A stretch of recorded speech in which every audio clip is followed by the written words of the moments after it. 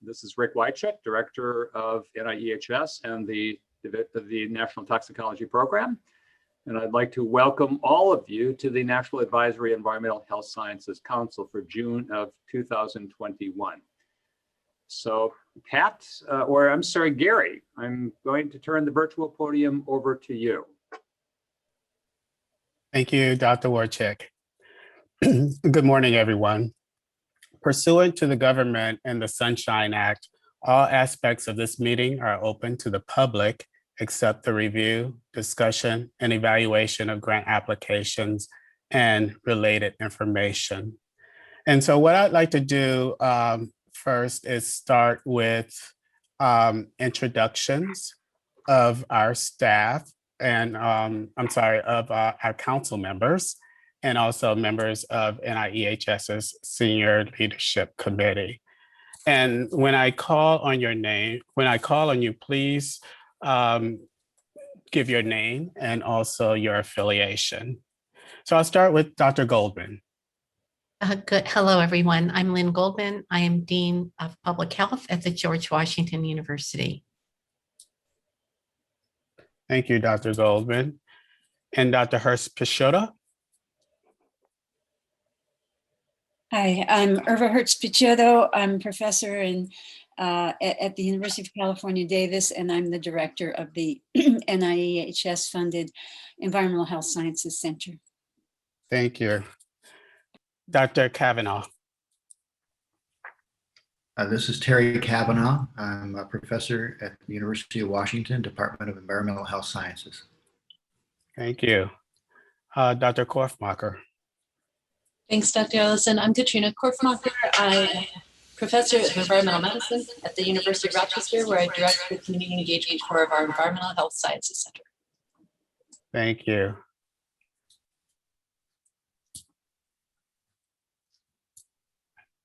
Gary, I was hearing a little echoing when Katrina was speaking. Was that just me, or is there potential? I heard it as well. And let me just remind everyone, if you're not speaking, please mute your line.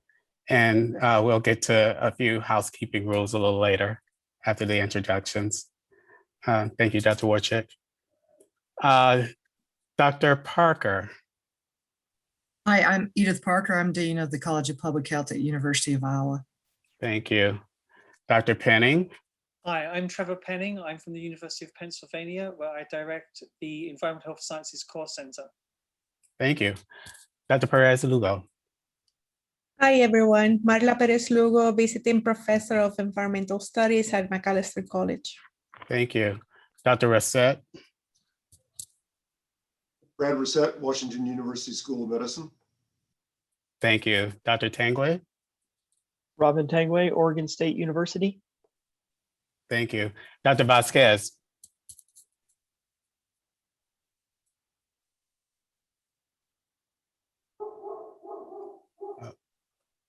She doesn't seem to be on, Gary. Okay.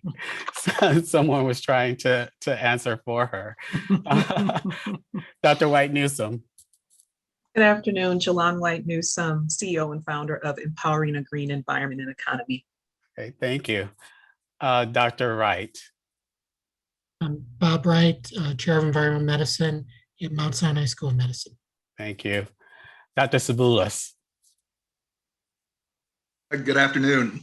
I serve as a Senior Science Advisor for both the Agency for Toxic Substances and Disease Registry, as well as the National Center for Environmental Health at CDC.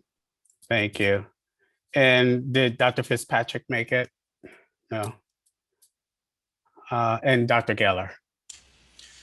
Andrew Geller, Environmental Protection Agency, Office of Research and Development. I'm the executive lead for lead research and environmental justice research. Okay. Thank you.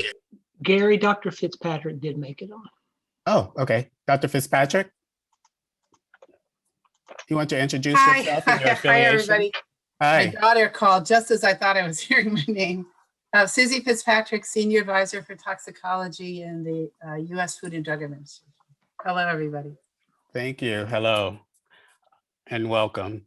And now I'd like to introduce members of our senior leadership committee at the National Institute of Environmental Health Sciences. And so we'll start with Dr. Wojcik, who you've already met earlier. Hi, Rick Wycheck, the Director of NAEHS and the National Toxicology Program. Thanks, Gary. Thank you, Rick. And Dr. Bennett, are you on? I am, Gary. Thank you very much. Hi, my name is Michelle Bennett. I'm the Acting Chief Innovation Officer for NIEHS at the current time. Thank you. Dr. Berridge. Hi, Gary. Hi, everybody. Hi. I'm Brian Berridge. I'm the Scientific Director for the Division of the National Toxicology Program. Thank you, Brian. And Dr. Coleman. Hi, everyone. Gwen Coleman here. I'm the Acting Deputy Director at NIEHS. Thank you. Dr. Hall. Hi, everyone. I'm Janet Hall. I'm the Clinical Director at NIEHS. Thank you, Jan. Mr. Long.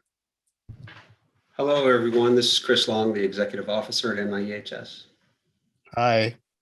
And Dr. Zeldin. Good afternoon. I'm Daryl Zeldin. I'm the Director of the Division of Intramural Research.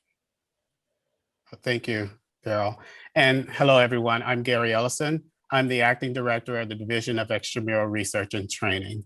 And did I miss anyone? I hope I didn't. Okay. Gary, I didn't think you missed anyone, but for the general audience, I'm just going to comment that I really appreciate Gary stepping into this role as the Acting Director of DERT. He's doing a fabulous job, and we've all been very appreciative of his interactions and his role as a member of the senior leadership team. So Gary, you're doing a great job. And so this is your first council meeting. So far, so good. So far, so good. Thank you, Rick. I am absolutely enjoying this experience. So thank you. So why don't we move ahead and I'll provide a few housekeeping rules. A reminder that we will be doing a working lunch today. And so there will be a 15-minute break for today and tomorrow for everyone to grab your lunch and come back to the meeting. So I hope everyone prepared for this. So regarding the conduct of the virtual meeting, this meeting is being webcasted and it is important for microphones to be turned off after speaking. So mute your microphone and remain so until recognized and return to mute after speaking. And a reminder to turn off your video and mute during the break. And I might add one more thing is to make sure that your VPN is turned off due to bandwidth issues. We encourage you to turn off your VPN. And members of the public who may wish to express views regarding any items discussed during the meeting may do so by sending an email to council using the address listed on the council webpage. And for those who aren't on the webpage or who don't have access, I'll just read the email address. It's national.advisory.council@niehs.nih.gov. And so next we will move forward and consider the February 2021 meeting minutes. There was a lot packed into the February meeting, and so I hope you had a chance to review the meeting minutes that were part of the electronic council book. The minutes are available on the NAEHS council webpage, and council members were asked to review the minutes before the meeting. They are also included in the electronic council book. So at this point, I'd like to get a motion that we approve the meetings from the February 2021 council. So moved. Thank you, Dr. Goldman. Second? Second. Seconded. Thank you, Dr. Tangway. Second. Any discussion?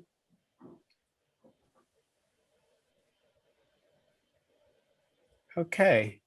And I ask you to note that the future meeting dates for the council will, the next meeting, which I believe will occur virtually, I'm not sure about that, but will be September 13th and 14th of 2021, followed by February 15th and 16th of 2022, June 7th and 8th of 2022, and September 13th and 14th of 2022. And I appreciate you all being here today, a day after Memorial Day weekend. I hope you had a wonderful holiday celebration. And with that, I will turn it over to Dr. Wojcik. Great, Gary, thanks very much. Can everyone hear me okay? Excellent, Yes. great, good. So it's great to have all of you here with us virtually once again.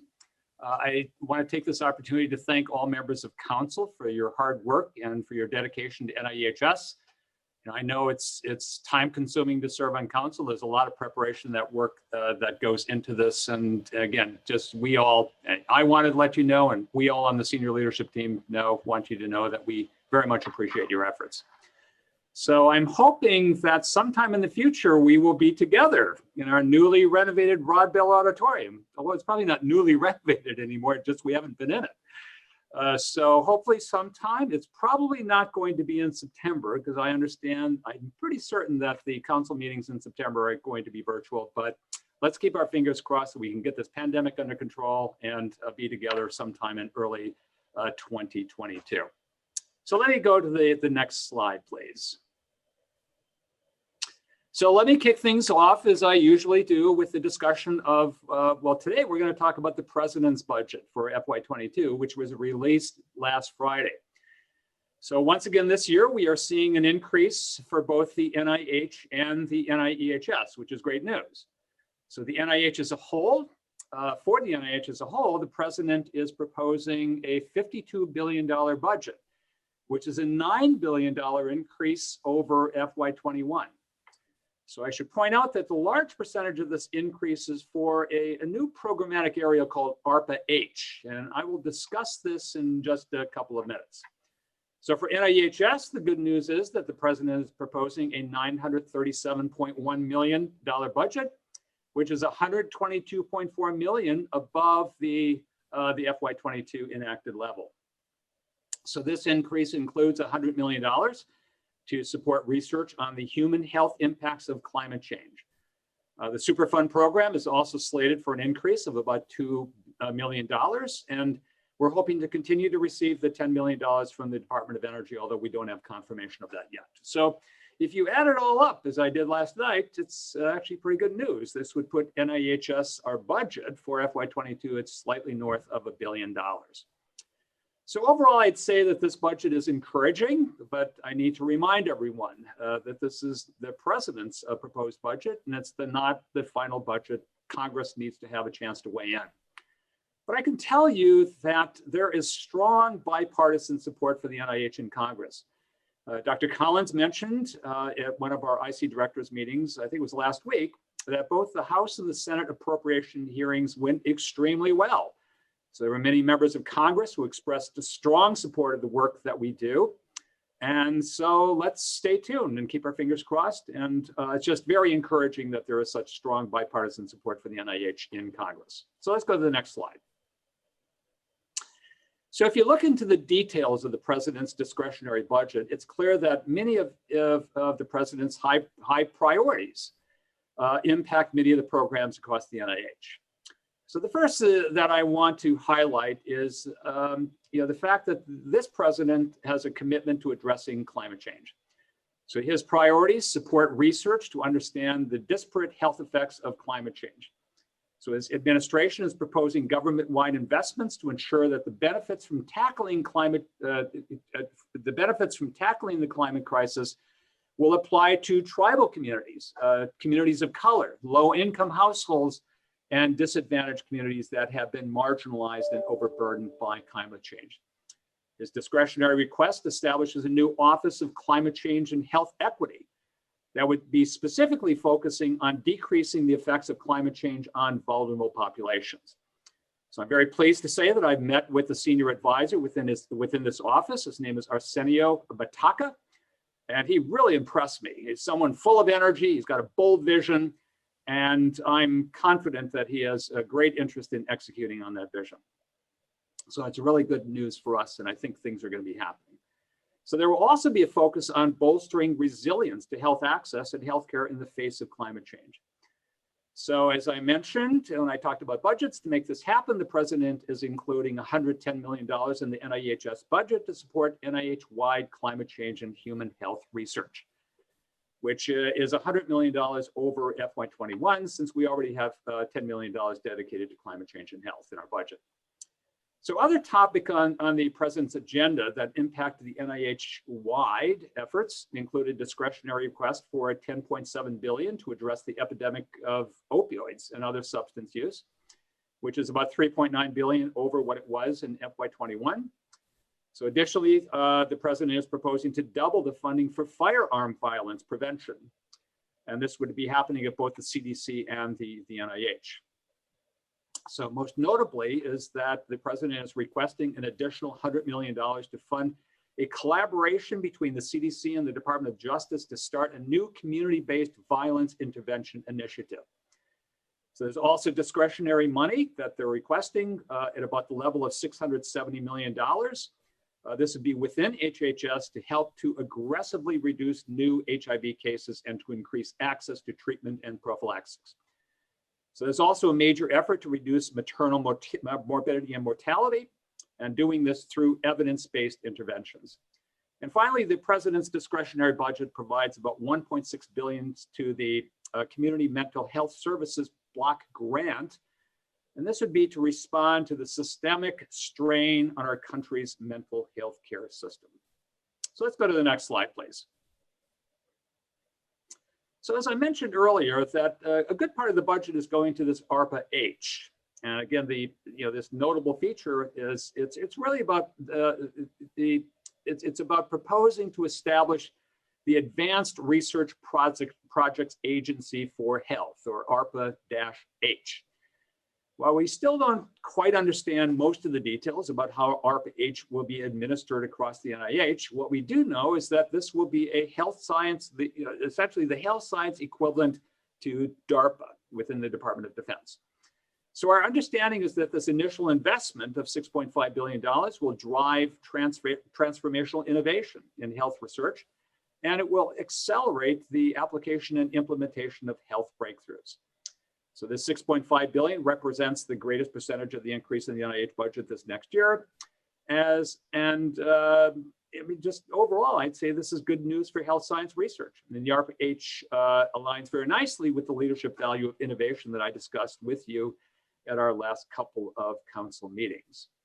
So aside from our ARPA-H, the president is requesting about $2.5 billion increase in the NIH budget, which represents about a 5.5% increase over FY21. So I'd say overall, this represents strong support from the president, and let's hope that the continued bipartisan support within Congress will ultimately yield a budget that is a reflection of the president's budget. So let's go to the next slide, please. So I also want to update you on some recent developments relating to the leadership of HHS and the NIH. So I suspect, as many of you know, our new HHS secretary, Xavier Becerra, was confirmed by the Senate. He is the former Attorney General for the state of California, and he is a former member of the House of Representatives. And I suspect many of you also know that he has been a staunch defender of the Affordable Care Act, and he has promoted access to medical care and coverage for all Americans. So Andrea Palm was confirmed on May 11th as HHS Deputy Secretary. She is the former Secretary Designee of the Department of Health Services and oversaw one of the largest state agencies in the state of Wisconsin. So Dr. Rachel Levine was confirmed as Assistant Secretary for Health. She was previously the Secretary for Health in the state of Pennsylvania. Dr. Vivek Murthy, who you may remember, he was confirmed as the Surgeon General, but you may remember that he was the Surgeon General under the Obama administration. So other confirmations of interest to us at NIEHS include the former Secretary of North Carolina's Department of Environmental Quality and EPA Air Quality Specialist, Michael Reagan, who was confirmed as the Administrator of the EPA. Additionally, former Michigan Governor Jennifer Granholm was confirmed as the Secretary of Energy. And certainly last but not least, I suspect most of you know that Dr. Collins was confirmed as the Director of the NIH. So Francis has served in this role since 2009, and I think there's just unanimous support for his leadership. He is doing a spectacular job on many fronts, which includes maintaining strong bipartisan support for the NIH in Congress. So I'll also add that his leadership on the COVID-19 pandemic has truly been remarkable. He's been working long hours to mobilize all of the ICDs across the NIH to develop an unprecedented level of collaboration.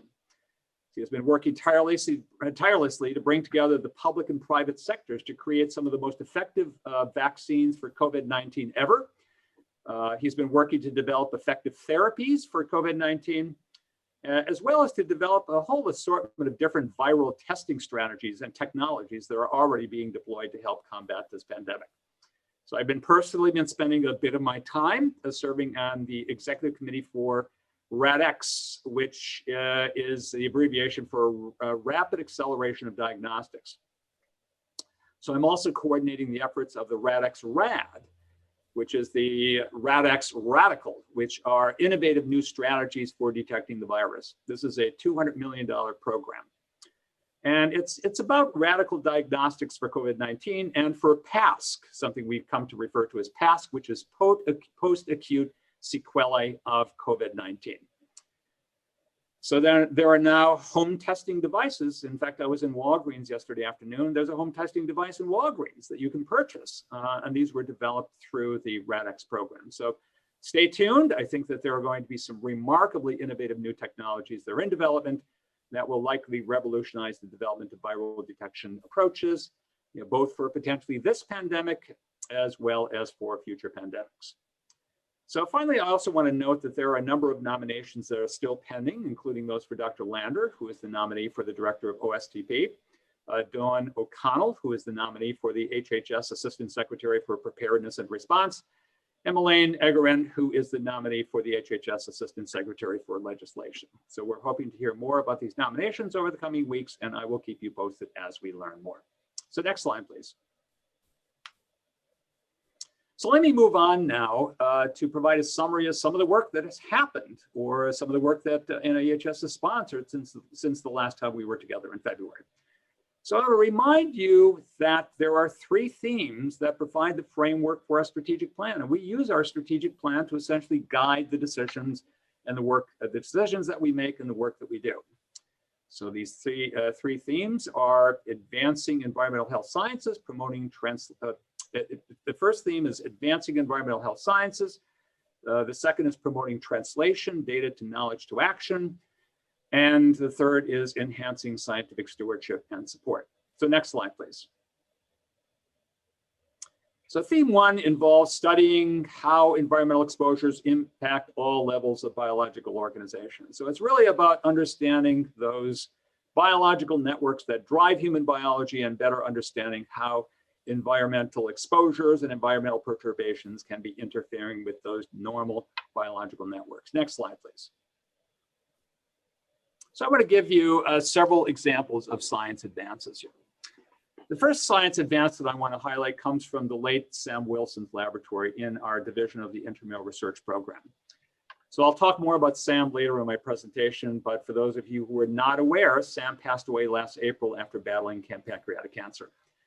And I think it's fair to say that Sam was one of the world's leading scientists studying DNA repair.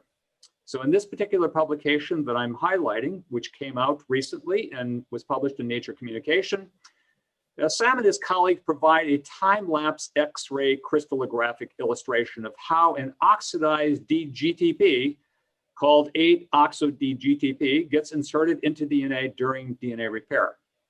So this is a highly relevant because very little is known about how DNA polymerases involved in DNA repair discriminate between the oxidized bases that occur within cells and undamaged nucleotides, and to understand how they work during error-prone double-strand break repair.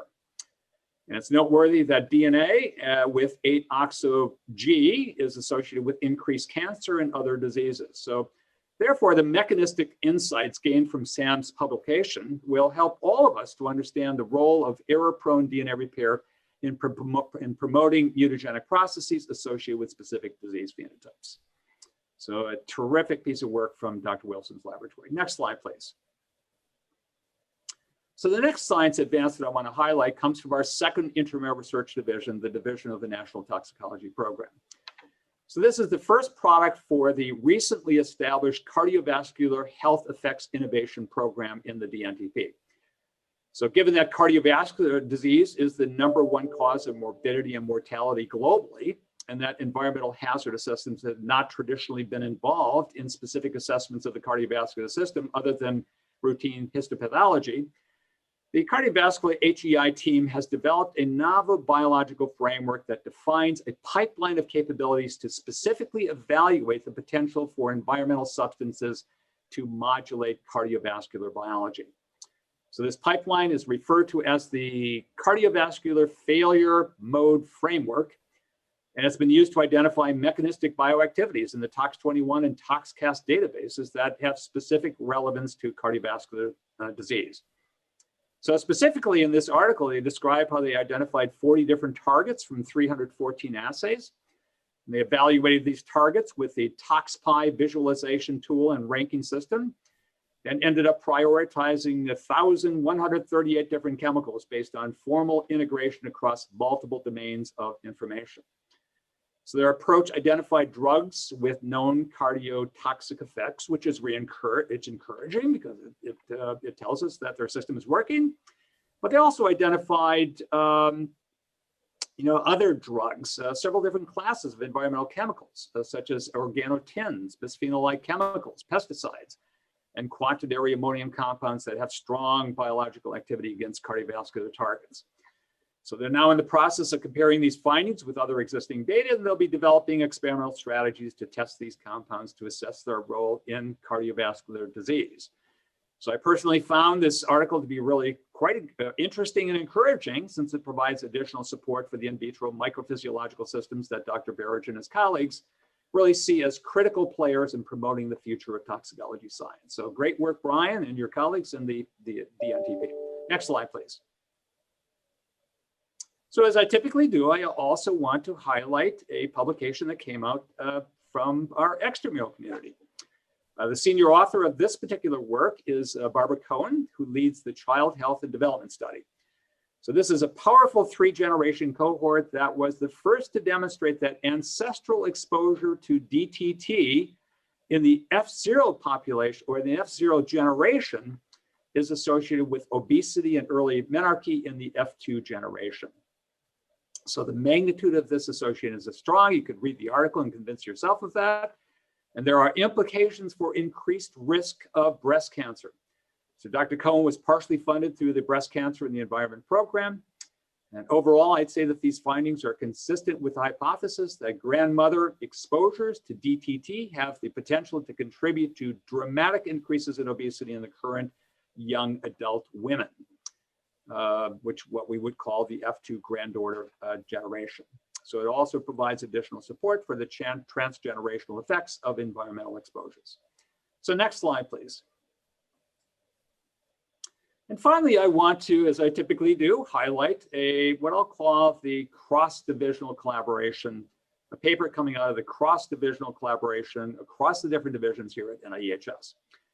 So a little background here: American mothers are dying and are suffering from disease at alarming rates, and it's sobering to actually know that it's estimated that approximately 60% of maternal deaths are preventable. So from 2011 to 2015, rates of maternal deaths were 3-fold higher for Blacks and 2-fold higher for American Indian and Alaska Natives than they were for whites.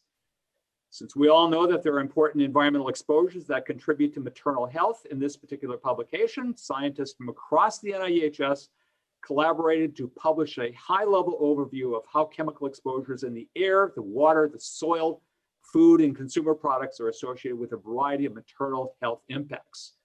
And these impacts would include hypertensive disorders during pregnancy, fibroids, infertility, as well as a greater risk of breast cancer and metabolic disorders. So these authors also summarize how pregnancy represents a particularly sensitive window of susceptibility during which physiological changes to every major organ system in a mother increase sensitivity to chemical exposures. So the review also covers a section on how non-chemical stressors, such as low social economic status, may exacerbate the effects of chemical exposures on maternal health. So they emphasize the important message that identifying and reducing a pregnant woman's environmental exposures is not only beneficial to her offspring, which is what we talk a lot about, but it's also important to preserve the mother's short and long-term health. So let's go on to the next slide, please. So that's theme one. Let me move on to theme two, and we've got a lot to cover in theme two. So just to remind you that theme two is about promoting translation, data to knowledge to action. So this theme recognizes that the value of the work that we do, and especially in theme one, can only be fully realized through the translation of our science so it can be used by the public, health providers, regulators, and policymakers, and hopefully to do this in a way that can help to inform their decisions. Next slide, please. So I want to start off by describing some executive orders that fit well, very nicely under theme two of our strategic plan. So our worker training program at NAEHS is engaged in two of these orders. The first executive order, 13996, is about establishing the COVID-19 Pandemic Testing Board and ensuring a sustainable public health workforce for COVID-19 and other biological threats.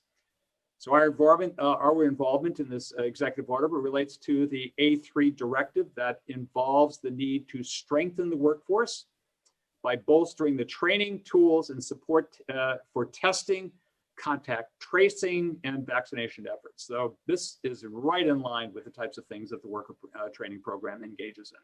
So it was a really good fit for us.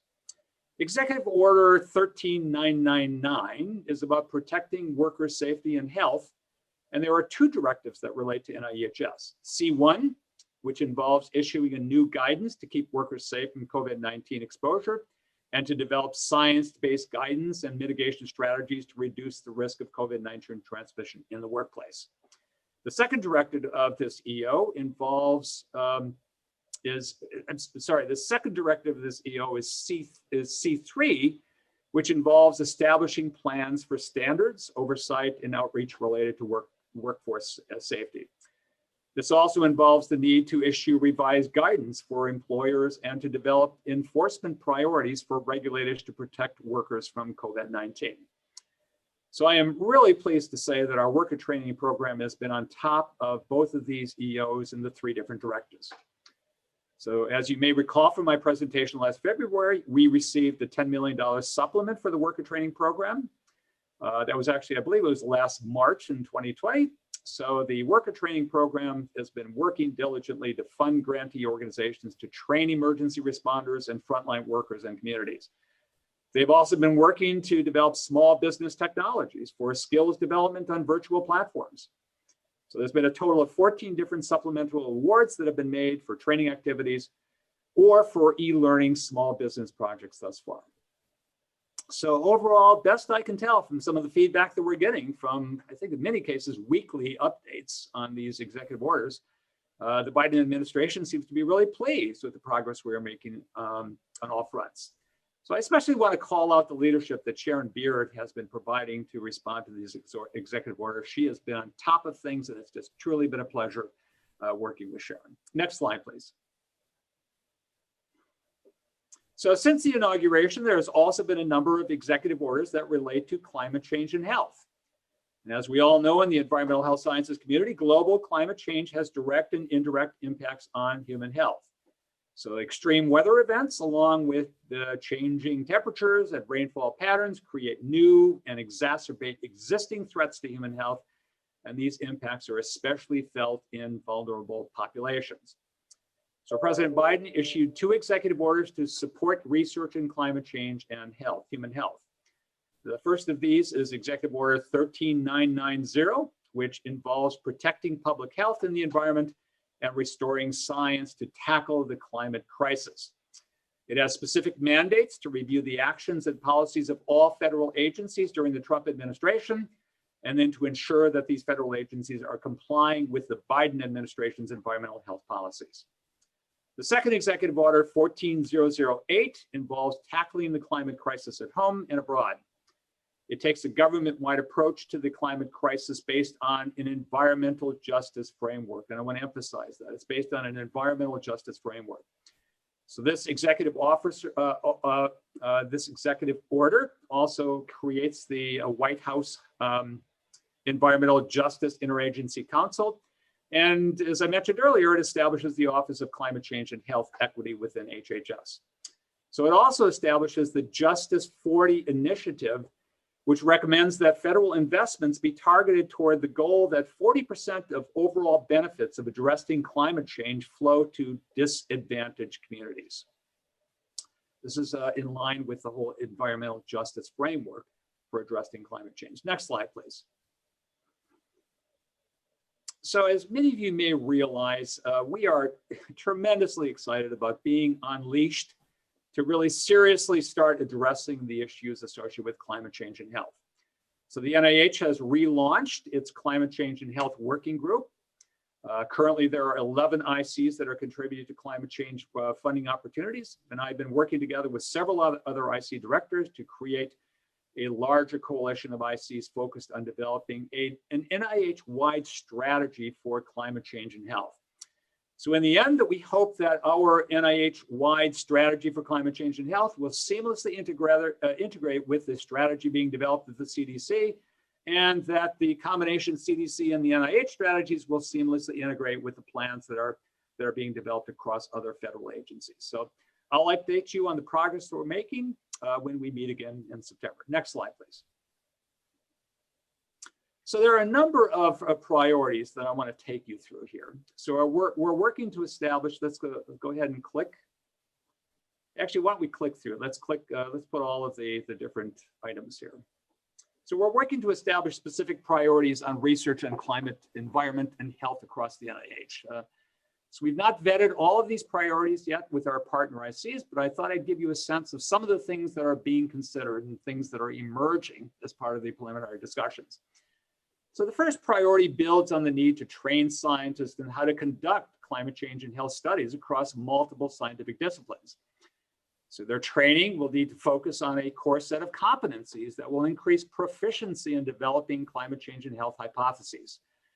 They will also, these trainees will also need to learn how to collect and use existing data from a wide variety of sources that include meteorology, statistics, data science, climate engineering, environmental health, public health, social sciences, and actually incorporate communication science, to just name a few areas. So it's a complicated area to be doing science in. So the second priority area involves developing the necessary state-of-the-art data infrastructure to support research on climate change and health. So NASA, NOAA, and the USGS are the lead US agencies collecting climate data. And this climate data is geocoded and it's shared in the public domain. So they're also collecting data on land use, green space, environmental contamination in water, soil, and air. So we'll need to concentrate on creating the types of data portals and repositories that will serve to combine the climate data sets with population data on health and behavior. So we'll also need data science approaches to add a multitude of climate variables to NIH studies on specific diseases, climate trials, as well as intervention studies. So the third priority area that we're considering involves building health resilient communities. So it's our firm belief that all climate change and health work should be done with community engaged approaches. So we firmly believe that vulnerable communities that are most impacted by climate change must be included in the research ecosystem. And by doing this, we will help to promote translation at every level, from recruitment to retention of study subjects. It's just the right thing to do. It's a smart thing to do. Another priority is around continuing to build the DR2 capacity across the federal government. It's just abundantly clear that climate change is promoting disasters on an increasing scale, and we need to be prepared to deal with them. A focus on DR2 will continue to provide us with the means to better understand the health implications of climate-related disasters and to appreciate the effectiveness of disaster-related health risk reduction interventions. So and finally, I want to emphasize that we need to plan to support innovative discovery and solutions-based research across the NIH. So climate change research is multifaceted in nature, as I've indicated a couple of minutes ago. It will take some creative thinking on how to get the international research community working collaboratively together. So it all starts with developing a collaborative plan, which is where we are focusing on. It's what we're focusing on in the minutes. So stay tuned as we develop an NIH-wide plan. I'll share that with you. And then again, hopefully these all seamlessly fit together to create a federal government response. So next slide, please. And speaking of DR2, I would like to take a minute to update you on some recent progress that we made with the DR2 portal at the NIH. So starting today, actually starting right now, our NIH DR2 program is launching a new portal for research resources on the NIEHS website. So this will be transferred over from the National Library of Medicine website. So the website will feature a new and improved DR2 tool repository that includes more than 500 publicly available, ready-to-go data collection tools and resources. The portal also includes the DR2 COVID-19 collection with over 125 curated resources related to the pandemic. So we don't need to rediscover the wheel. These tools and resources are available on the DR2 repository. So if you're interested, take a look at the website and let us know what you think. Next slide, please. So I also want to alert you to the fact that NIEHS has taken the role as co-chair with NASA to lead the development of a new interagency working group to integrate health and geospatial data into the efforts on disaster response. So this group is building off the recent National Academies workshop, which I hope you, at least some of you attended. It was terrific, lots of great presentations. It was all about advancing remote geospatial technologies for environmental health. The group is interested in potential collaborations with academic organizations. So if you're interested, let us know. Next slide, please. So I'm also very pleased to report that we are making considerable progress in our efforts to seamlessly integrate data, complex data sets across multiple data repositories in the environmental health sciences ecosystem. So under the leadership of Charles Schmidt and Stephanie Holmgren in our Office of Data Science, we are taking steps for developing harmonized language for collecting data across the environmental health sciences community. So as we think about major collaborative data intensive projects like the Exposome, which we'll talk about in just more in just a few minutes, I think it would be, and we feel that it would be absolutely critical to use a harmonized language to produce the types of robust data repositories that can be used seamlessly with artificial intelligence and machine learning applications. So NIEHS is leading a community-driven initiative that's called the Environmental Health Language Collaborative, and we will be hosting a series of events starting on June 24th. So if you'd like to join the community of researchers, ontologists, informationists, and systems developers working together on environmental health common language standards and CDEs, please sign up. So it's got a long URL to sign up here. I think we agreed that if you're interested in this, probably the best thing to do is send us an email or send an email to Stephanie Holmgren, and we'll make sure that your interests are recorded. So let's go to the next slide, please. So I also want to highlight under theme 2, the 7th annual Women's Health Awareness Conference. So this event is usually held at our neighbor institution just down the road here at North Carolina Central University. But with COVID restrictions, it will happen virtually again this year as it did last year, and it will happen on April 17th. So the theme is racism and health changing the narrative, reaching for equity. There are more than 700 registrants already signed up. The keynote address will be on environmental racism by Harriet Washington, and there will be a number of other outstanding presentations. So this is an increasingly popular event, and we are all grateful to Joan Packenham for her diligent organizational efforts. If you can't make it to the event for some reason, rest assured that there will be video recordings of the key presentations on the NIEHS website. Next slide, please. So I'm also pleased to announce that under theme 2, we were able to help the Department of Health and Human Services within the state of North Carolina get the Pfizer vaccine out to needy communities. So a little background here is we upgraded our -80, many of our ultra cold -80 freezers to more energy efficient models, which is what you'd expect us to be doing as the Environmental Institute. And instead of shipping the older units, which were still perfectly functional, up to Washington to be put into equipment surplus for the federal government, NAEHS received permission to donate these units to the state of North Carolina. So we did this, and this was actually at the recommendation of Carrie Hartung, Andrea Davis, Rick Weaver, and Kim Jones, who are participating in developing a project as part of a leadership development program at NAEHS. So we helped to get these units shipped out to counties throughout North Carolina, and needless to say, the state of North Carolina was extremely grateful to get this assistance. And I suspect that there were people in underserved counties in North Carolina that were able to get the Pfizer vaccine because of this program. Next slide. So finally, under theme 2, NAEHS did its part to address the huge humanitarian crisis that we're all aware of at the border. So we had 13 members of our staff who volunteered to be sent to the border from Texas to California, and they did this for a deployment that ranged from 2 weeks to 120 days. So personally, as director of the Institute, I'm really proud that all of these individuals are helping to show the world what the United States is all about.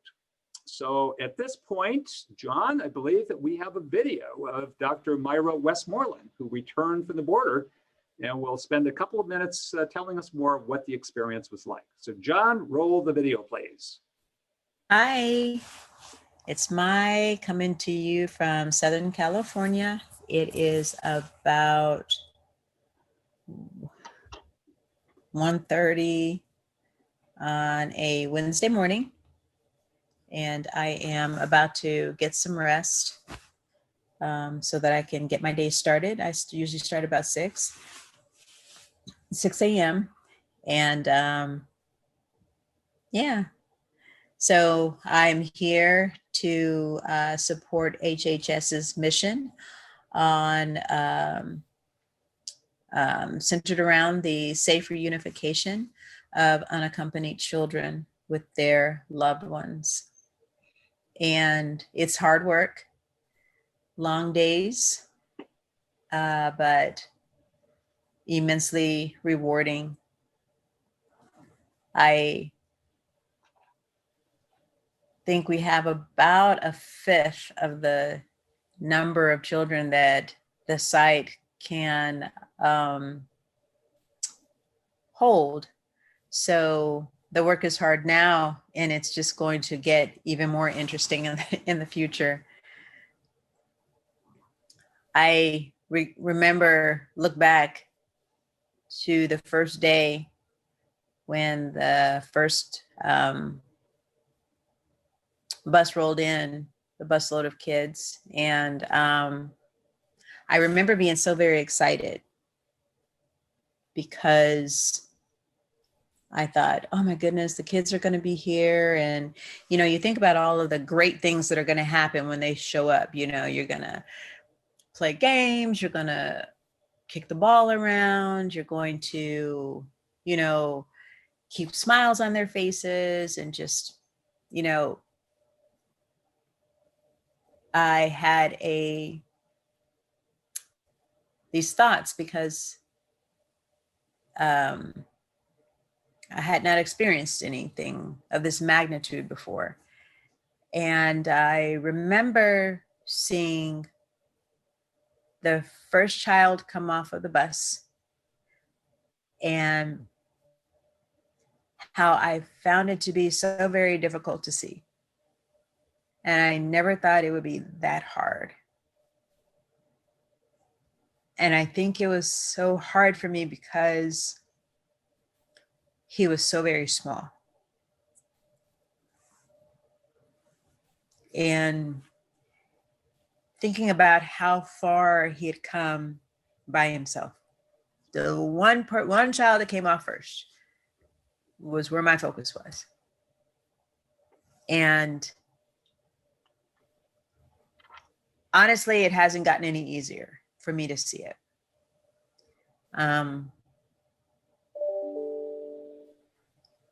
So I make every effort to do right by them while they're here. And the detailees across the federal government feel the same way. So I'm proud of what we're doing. It's important, it's impactful, and we're doing an excellent job. I'm proud of myself. I'm proud of my colleagues. I'm proud of the people that I stand elbow to elbow with every day, working hard to make sure that these children are reunified, that they are safe while they're here. And I also work hard at making sure that I don't break something trying to run around on a field with a child that obviously plays soccer a lot better than I do. But I wasn't supposed to make my video so long, but I do have a quote that I wanted to share. And I think it's important, and I think we should all remember this if we can. It's by Carlos Santana. The most valuable possession you can own is an open heart. The most powerful weapon you can be is an instrument of peace. God bless you all. Bye-bye. So John, can you hear me okay? Am I back?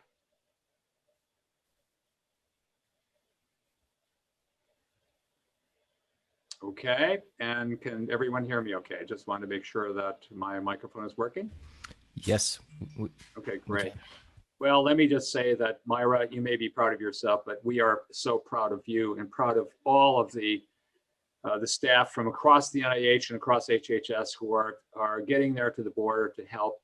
And it's really about showing the rest of the world and showing these kids what the United States is all about. So it just tears your heart out to see some of these kids and the conditions that they're coming from and the conditions at the camps. But it's, Myra, you know, through your efforts, things are getting better. So thank you.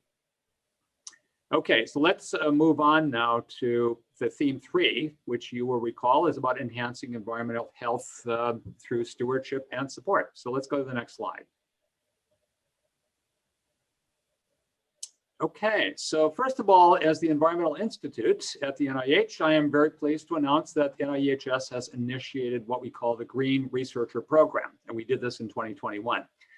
So this program is about self-assessment, which covers a range of sustainability topics applicable to research at NIEHS, including use and waste management practices, use of chemicals and waste management practices, recycling, sharing of resources, cold storage, energy conservation, water conservation, and a whole variety of other parameters. So the program, actually this program complements the NIH Green Labs program. So we currently have 20 participants, 3 silver and 7 bronze awardees. And you know, it's just great that we can put our research to practice for the benefit of the environment. So next slide, please. But I also want to say that I am just incredibly proud to be part of an organization that has embraced the need to end structural racism at the NIH and across the biomedical research community. So I'm going to spend some time on this because it's really important. It's really a follow-up presentation that Dr. Tara Schwetz gave at the February council meeting. So we couldn't talk about it back then, but now we can talk about it. And so the advisory committee to the director met and they endorsed the formation of what's called the UNITE initiative. And this UNITE initiative was established to identify and address structural racism within the NIH-supported greater scientific community. So it's not just about things on campus, but it's about the community that's supported by the NIH. So there are 5 different committees that are part of this UNITE initiative, and they're all focused on tackling the problem of racism and discrimination in science. So first, the U committee is focused on understanding stakeholder experiences through listening and learning. So their charter is to perform a broad and systematic self-evaluation to delineate the elements that perpetuate structural racism and lead to a lack of diversity, equity, and inclusion within the NIH-sponsored scientific community. The N committee, which is focused on new research in health disparities, minority health, and health equity. So their charter is about to address longstanding health disparities and minority health inequities And it's their job to ensure that there is sustainability of resources for health disparity, minority health, and health equity research. So the I Committee, which is formed, is focused on improving the internal culture, the NIH culture. And it's about improving the structure of the internal culture and promoting equity, inclusion, and excellence. So their charter is to change the NIH organizational culture to promote diversity, equity, and inclusion throughout the NIH workforce. So the T Committee, which is focused on transparency, communication, and accountability with both our internal and our external stakeholders, is charged with ensuring that the NIH-wide efforts are well coordinated and that there are robust means of communication between the different committees, as well as to internal and external stakeholders. And finally, the E Committee is focused on changing policy, culture, and structure to promote workforce diversity in the extramural research ecosystem. They're also charged with performing a broad systematic evaluation of NIH extramural policies and processes to identify specifically and to change practices and structures that perpetuate a lack of inclusivity and diversity within the extramural research community. So next slide, please.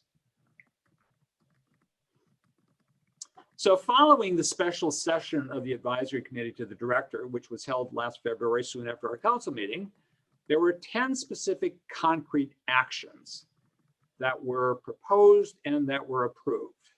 And I'm going to go through these very quickly here. We're running out of time, but it's very important. So the first of these is to appoint a diversity, equity, and inclusion officer in every NIH institute or center.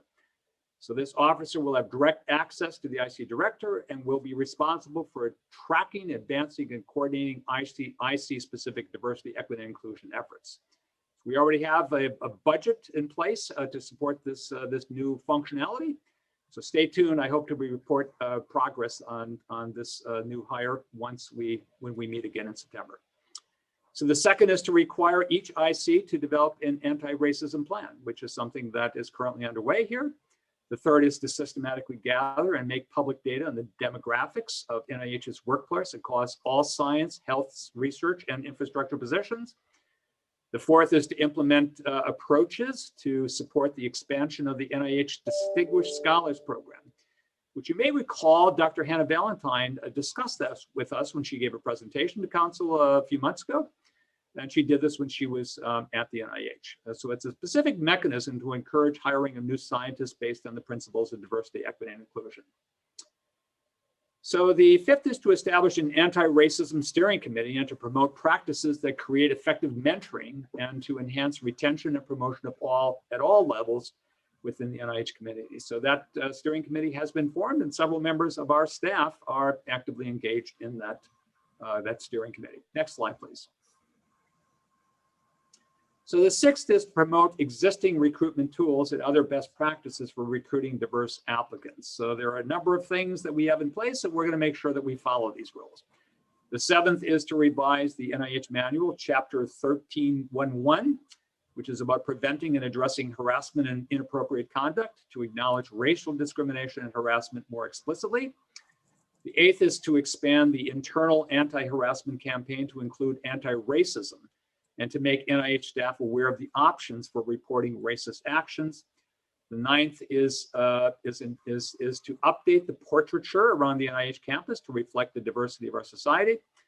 And the 10th is to seek input from internal NIH stakeholders through listening sessions and an online request for information to inform NIH strategies to enhance diversity and inclusion in the NIH workforce. So we're doing a lot. We have specific goals. We're making progress on those goals. Also, IC directors are following the remarkable leaderships from Dr. Collins and Tabak.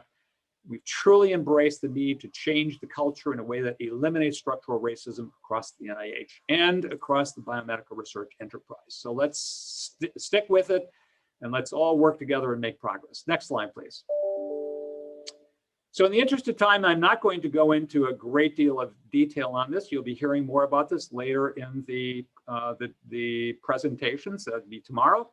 But I'm proud to say that we have formed a special working group of counsel to provide advice on matters relating to anti-racism, diversity, equity, and inclusion.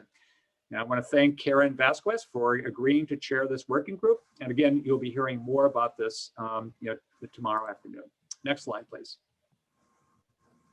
So I want to finish things up by recognizing some awards from several members of our staff.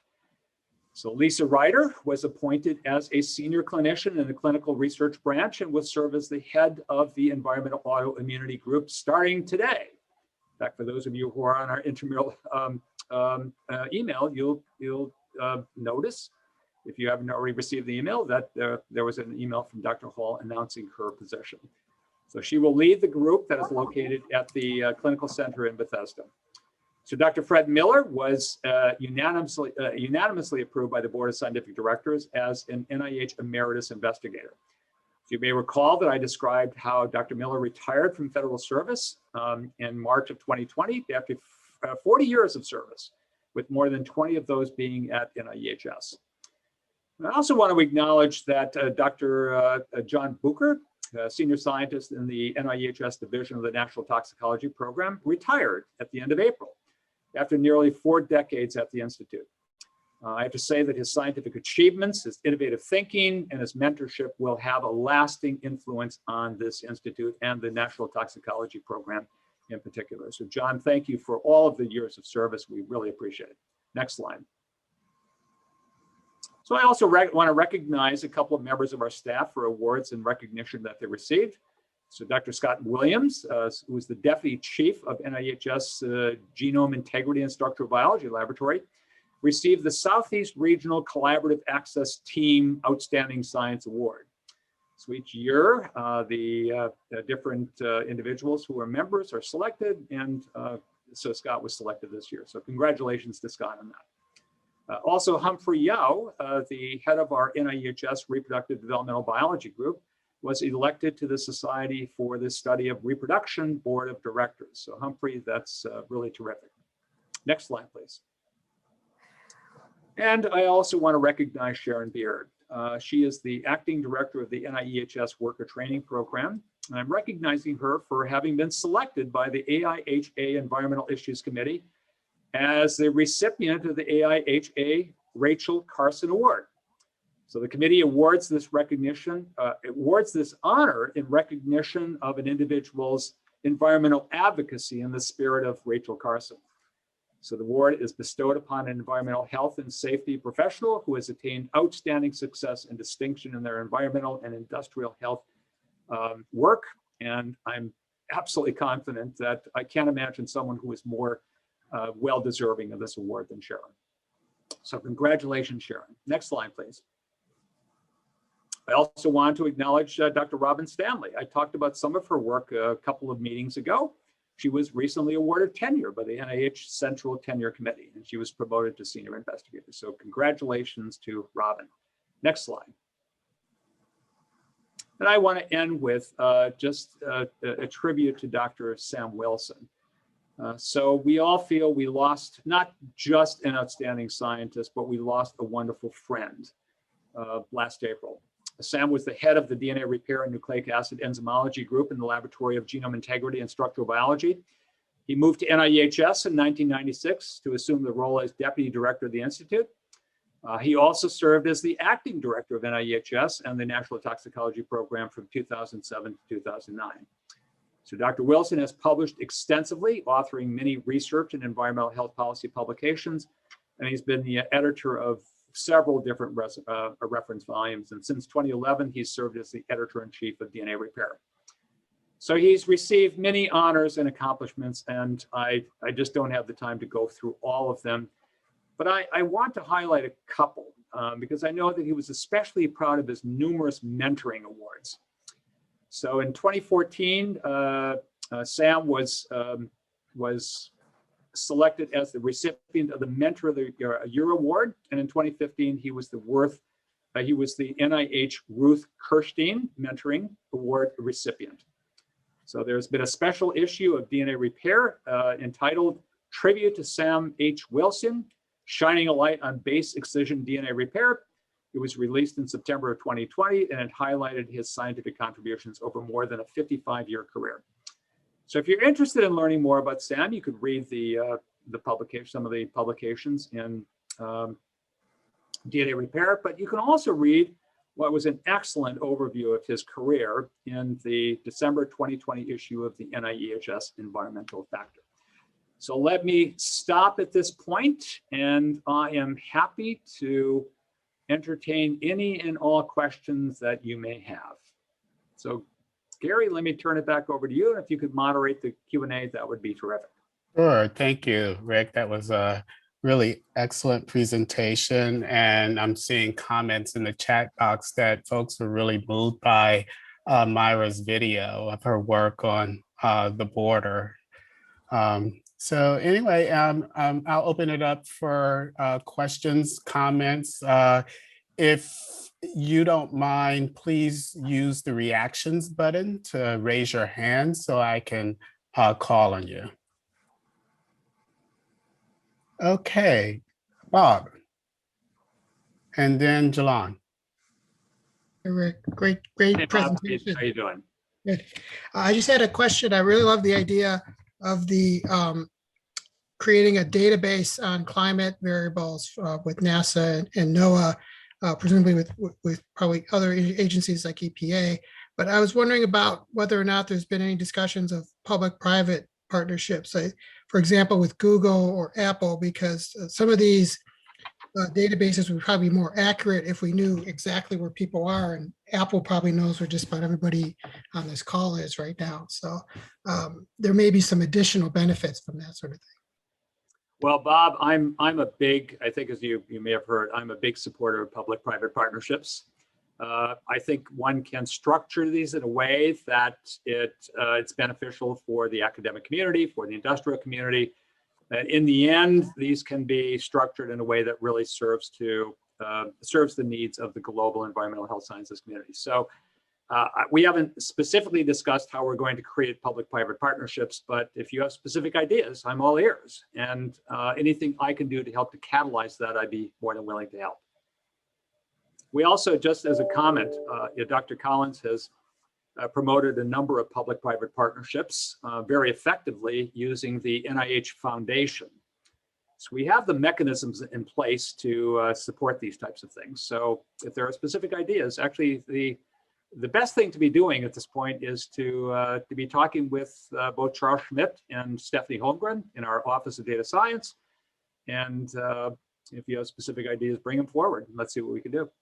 As well as I might add Chris Duncan and DERT. Absolutely, Gary, I'm really glad you brought that up. So Chris has been doing a terrific job bringing data science needs within the extramural community to the fore, and working together with Stephanie and with Charles. Thank you, Bob. Jalan? Jalan, you have a question? Yeah, so thanks for the presentation. So a couple of comments and questions. The first, probably piggybacking off of Bob's, is definitely, I'm assuming EPA's EJ screen will be a part of that, I guess, data exploration. So I'm focusing on slide 16. So just the comment about the different data infrastructure. Hopefully that's been a part of the conversation, or will be. But let me just reinforce for you. I'm a big advocate of getting out of our silos and working collaboratively together. And awesome. We've had some, we've had some challenges working with our colleagues across the lake here. Being a different federal agency, sometimes there are complications when it comes to trying to figure out where budgets come from. But I'm absolutely committed to making sure that we put together the types of data repositories that we all benefit from this. So I'm glad you brought that up. And Andrew, we'll be talking some more to see if we can sculpt up a solid collaborative relationship with EPA. Awesome. And then my second question was pertaining to bullet 3 in terms of research partnerships and disadvantaged communities. And I'm just wondering, have you thought about or considered, some type of a more open process or an engagement that actually will help inform and refine the priorities that I think you had in one of the slides? Because there's a lot of, so just wondering, what is that process looking like as you define priorities, and can that be more of an open process? Because as we talk about advancing racial equity and shaping stuff, having the external input would be awesome, particularly communities and community-based researchers. Yeah, Jalon, that's really another really good point. And I'm absolutely committed to making sure that we listen to the external stakeholders. We listen to community groups who are the closest one to the needs that they have. So actually, I'm going to ask Dr. Coleman, if you want to unmute for a second. I know that Gwen has been working in her role as the acting deputy director, working very closely with me. And I know that she's been working exactly on the types of mechanisms to get community engagement. Gwen, do you want to make a few comments on this? Sure, thanks, Rick. I want to say that we're just at the beginning of developing a strategy. We have engaged with over 90 people across the NIH, and many of our institute partners have very excellent track records with community engagement and working with a variety of different community and stakeholders. So we're formulating the plans, but part of the plan is to do some work like a request for information or external engagement so that we can understand both academic needs as well as community needs as we develop a series of programs and a research and intervention agenda for the climate change and health program. So Jalon, I would welcome any ideas that you have, and feel free. Maybe we can be in touch by email, and I can brainstorm with you a little bit and see how your ideas can mesh with what we're thinking about. Jalon, thanks for asking the question. Again, it's a really an important issue, especially around the issues of climate change and health and environmental justice. I personally think that NAEHS is one of the leading institutes around engaging communities, but the work is not done. There's plenty of additional things that we can be doing, and I know that thank you, Gwen, for chiming in on this. I know that it's something that you personally are very passionate about.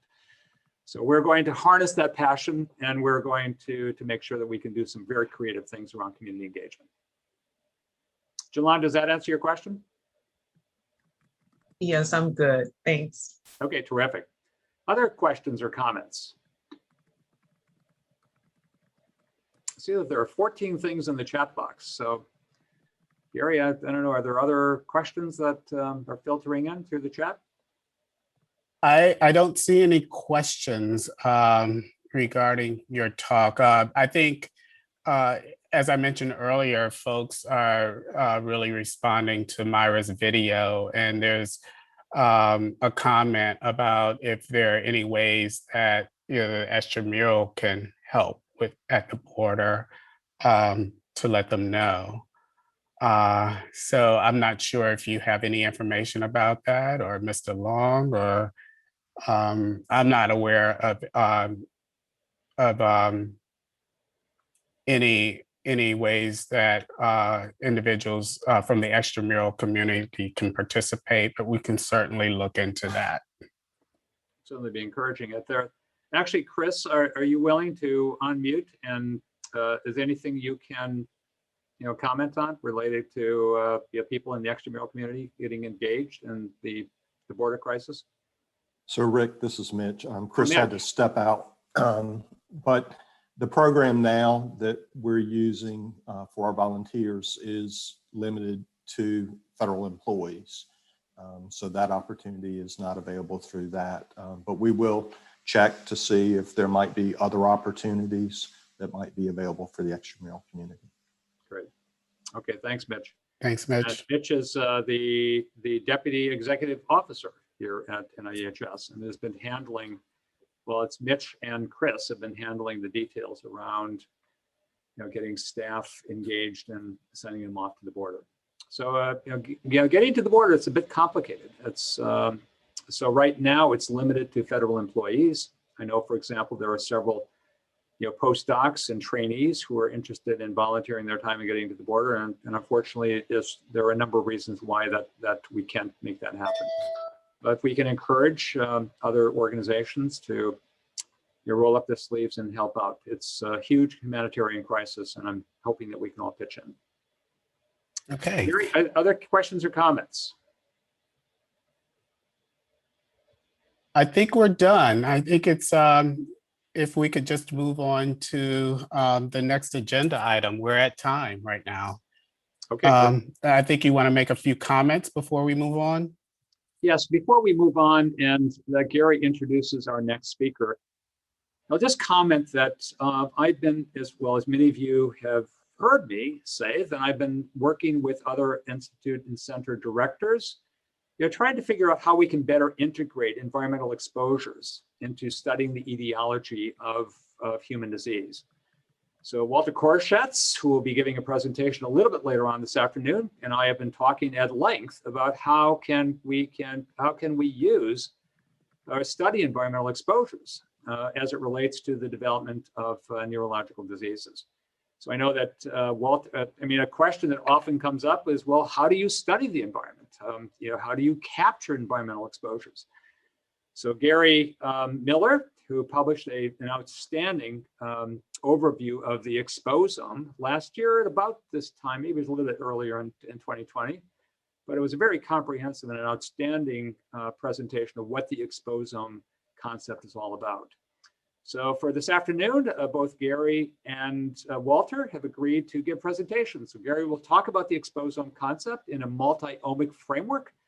And then Walter will talk about some of the interests they have at NAEHS, which I hope Walter and I and our staff at our two institutes can then use this as a way of building a stronger working relationship. I've also asked that Michelle Bennett, who's the acting chief innovation officer, who is someone who I work with and leadership works with to help craft these cross-IC collaborations. She's agreed to pose a few questions and to lead a discussion of this whole concept of bringing the exposome to bear on neurosciences. So Gary, I think I'll turn it back over to you to do the introduction of our next speaker. Thank you, Rick. First, before I do that, I want to, two things. One, I want to echo what Rick said regarding the council. We really appreciate your service to NAEHS. And the second thing is I want to thank all of the talented colleagues here at NAEHS for putting council together. I've learned that it is not an easy thing to do. There are multiple moving pieces, and I appreciate all of the effort and hard work that individuals put into making this happen. So now that I've said that, it is my pleasure to introduce our next speaker, Dr. Gary Miller, who has a great first name, by the way. Dr. Miller completed his doctoral training in pharmacology and toxicology from the University of Georgia and postdoctoral training at Emory University and Duke University. Dr. Miller is a leader in the exposome field. He was the founding director of the Hercules Exposome Research Center at Emory University, the first exposome-based research center in the US, and he authored the first book on the topic, The Exposome, a Primer. He also directed the NAEHS T32 and Cheer Grant at Emory. In 2018, he moved to Columbia University, where he is Professor of Environmental Health Sciences and Vice Dean for Research Strategy and Innovation. He served 2 terms as Editor-in-Chief of Toxicological Sciences and is now the founding editor of the new journal Exposome. Please join me in welcoming Dr. Gary Miller. Thank you, Gary. Okay, hopefully everyone can hear me, and I believe I have control of the slides now. This is a very interesting combination of having the honor of speaking before the director of NAEHS, because the first grant that I received was from NAEHS when I was a postdoctoral fellow. And I also had part of a UDAL project years later. So my funding is primarily come from NAEHS, but I actually have an interesting history with NAEHS. So I appreciate the opportunity to talk some about my favorite subject, the exposome, and exactly how we can help use the exposome to integrate the environment into the sort of multi-omic research framework at NIH. Just click twice to regain control.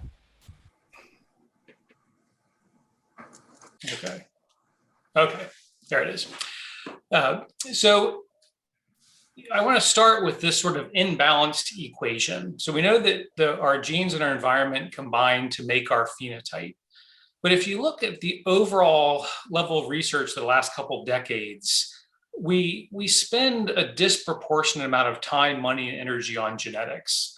And the question, why is that? You can even see that Darwin looks a little sad in the photo there.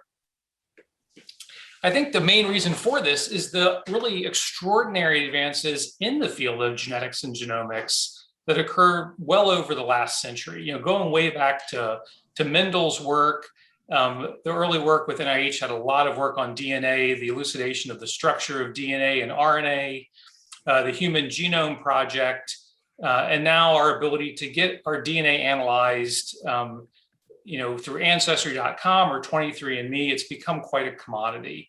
And so I think one reason we've seen so much of this genetic emphasis is the success of the field. And I'm actually a big supporter of genetics and genomics. You can see me here having a beer at the Eagle Pub where Watson and Crick announced their discovery, here at the Mendel Museum, and then talking to Craig Venter at an SOT meeting a few years ago. So I really think that the genetics is a model of how to make major advances within a field.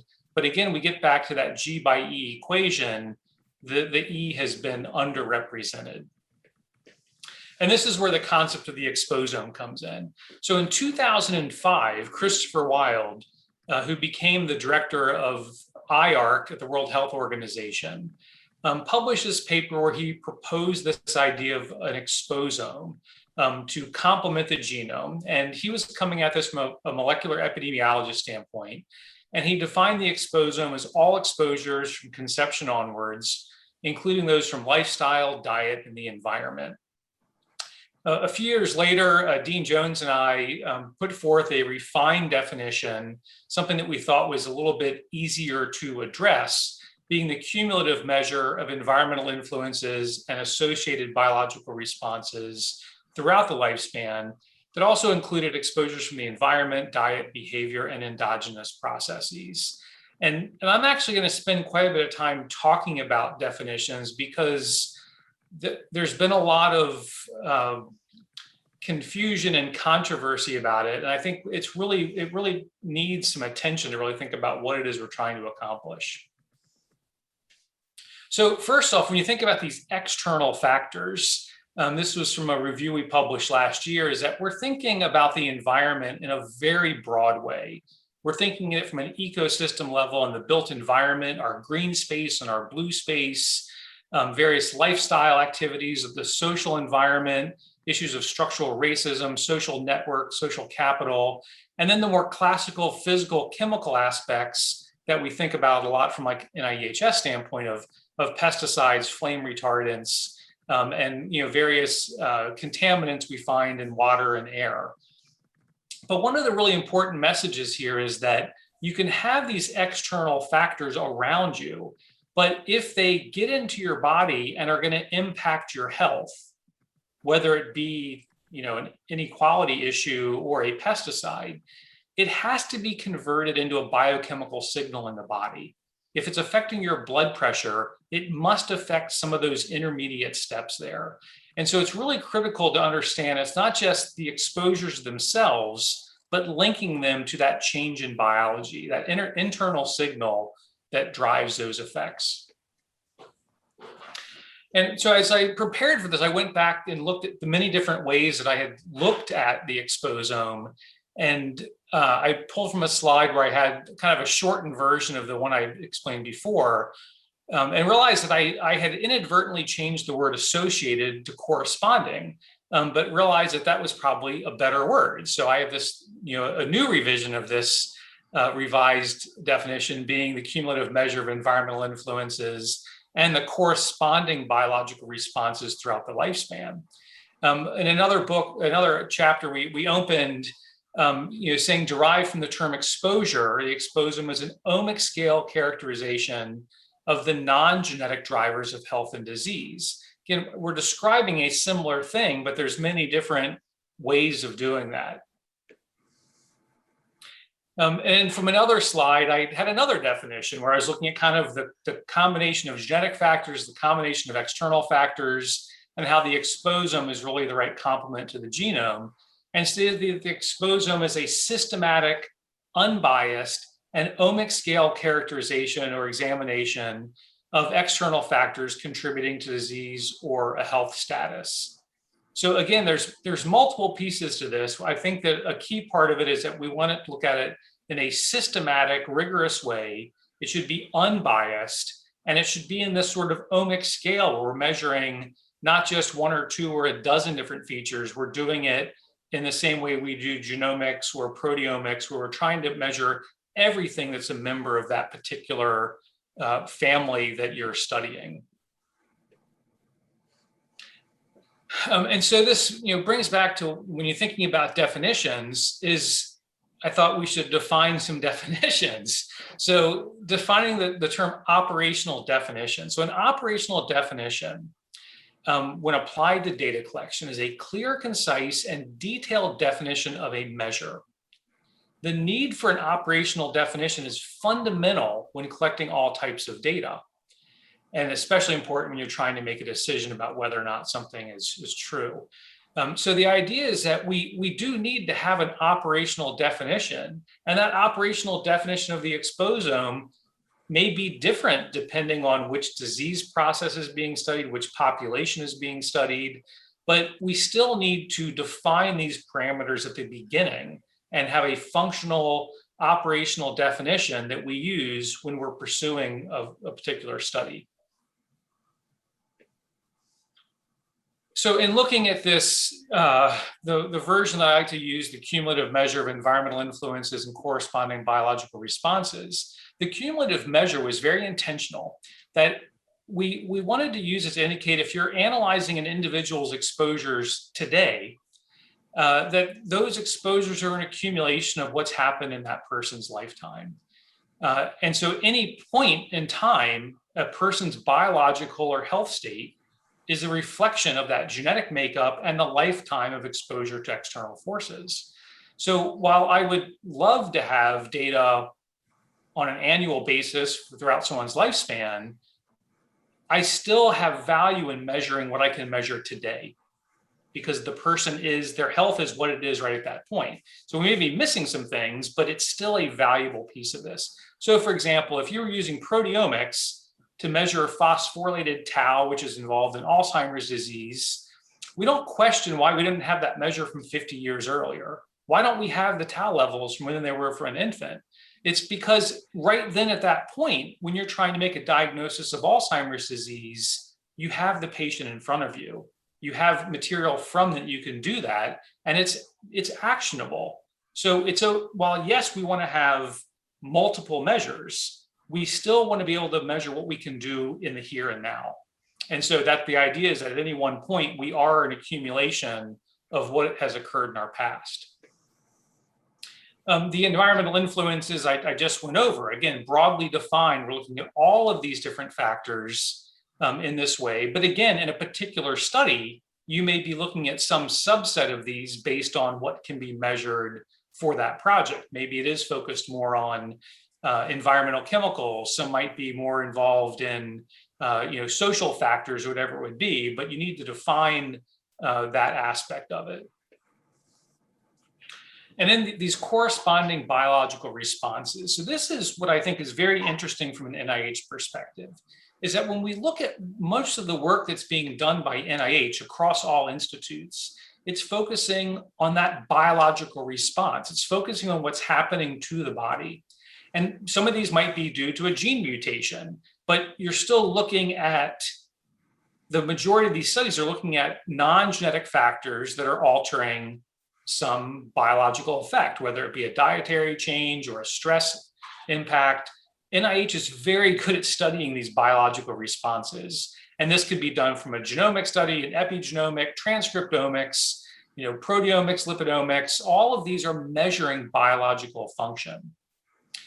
But when you couple that with the environmental influences, it does become possible to identify those corresponding biological responses. There's some very good examples of this. For example, when people that are past smokers, there's an epigenetic pattern you see in their DNA that tells you that they were a past smoker. And so that would be a corresponding biological response.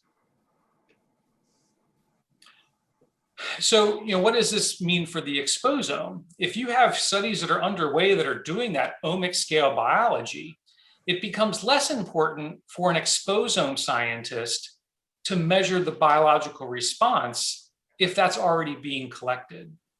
And it becomes more important to add in that environmental component. So, when I do a study, I'm often measuring both of these, because I want to look at the environmental response, the environmental effect, and the biological response. But when you're working as part of a larger research team in a large scale study, I'll give you some examples of this, that environmental piece is very critical.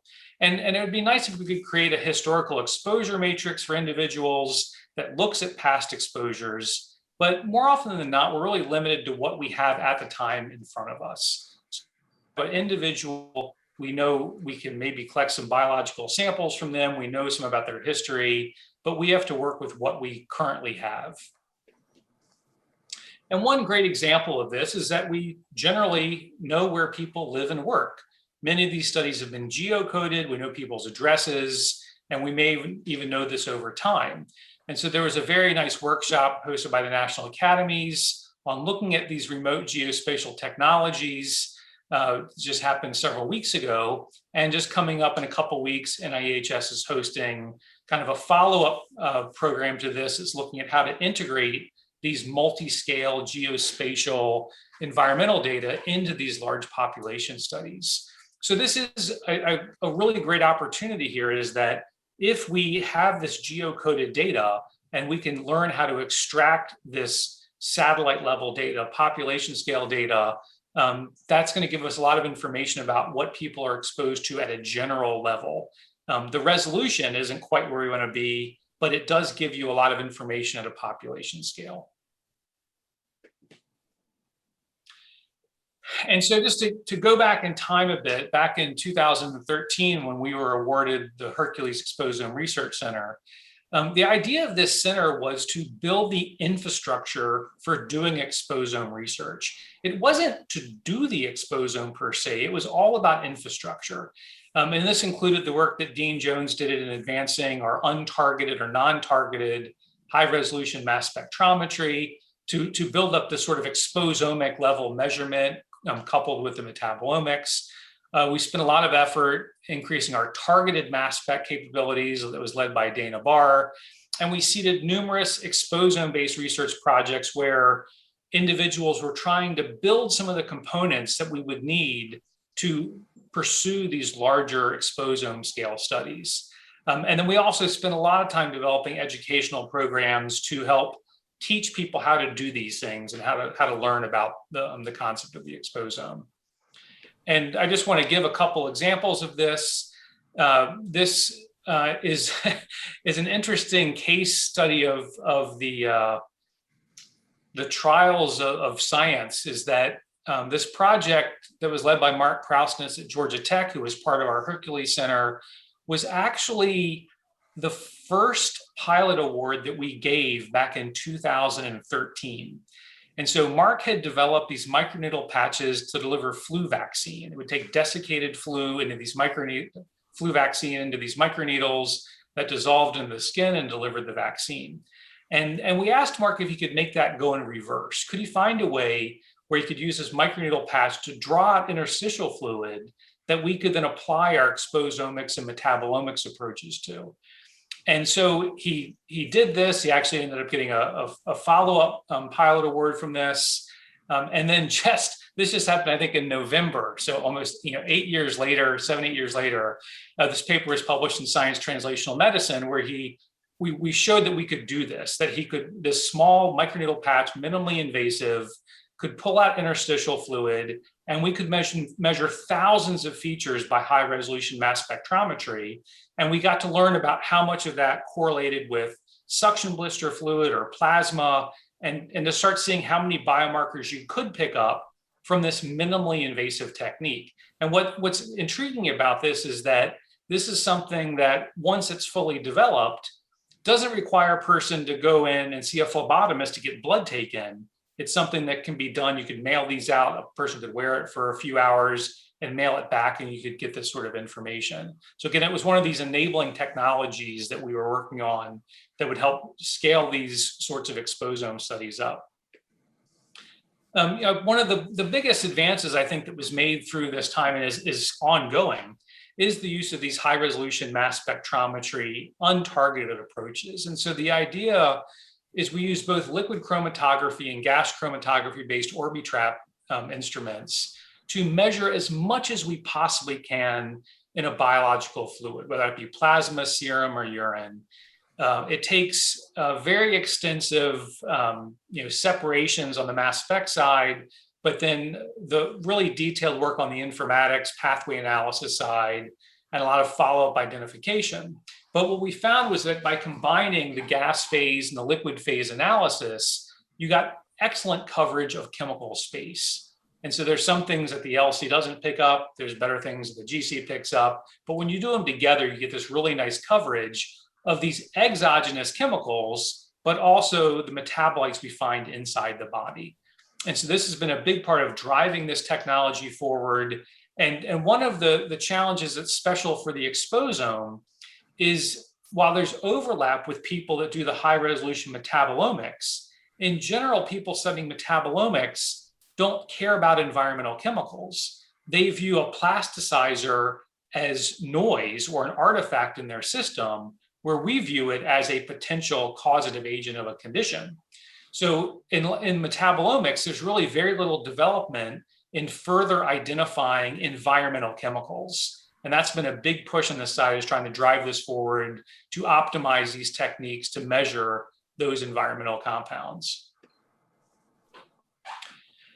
Another one of these big challenges is that when you're trying to identify these compounds through mass spectrometry, you're very reliant on databases. So we will identify hundreds of things that we know what they are, they match with the database, but there's thousands that are unknown, tens of thousands, upwards of 100,000.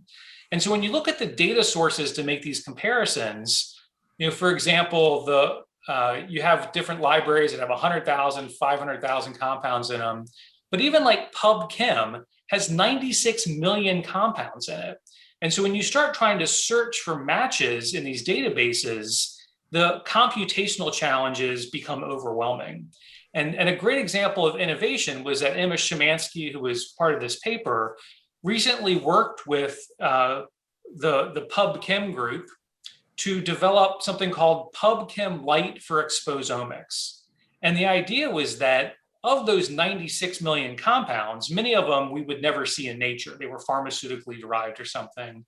And what they did was build a smaller subset of PubChem that vastly increased the searching capability of it. So the idea is that we will continue to get better and better at getting these chemical matches with the databases, but it's an area that we still need a lot of work in developing that so that we can actually know what's there and get those matches. So another a great example of this is that looking at, we tend to think about parent compounds, maybe first order metabolites of many chemicals. But when you look in these databases, there's really very little about the metabolites of these environmental chemicals. So this was a project that we had. It was a common fund project that was supported also by NAEHS, that Dean Jones, Eddie Morgan, Shazal Lee, and I worked on. And so this paper was accepted to Nature Communications 2 hours ago. So it's very new. But the idea here was what we did was we took known environmental chemicals and then subjected them through enzymatic processes where we would have a 96-well tray where you may only have a particular enzyme in that one tray. And so you could say, this should undergo glucuronidation. And so the product should have that. We can make a computational prediction, but then actually run the product, the extract on the mass spec, and then have a very good idea of what it should be. And what this is doing is helping populate those databases with defined metabolites of environmental chemicals. And this has always been my hypothesis, is that when we look at environmentally associated diseases, it's not going to be the parent compound that's causing the problem. It's usually always going to be a metabolite. And so many of these metabolites are unknown. So in this study, we actually identified a novel metabolite of caffeine, something that's been studied for decades, but we identified things that people had not seen before because of this systematic process of doing that.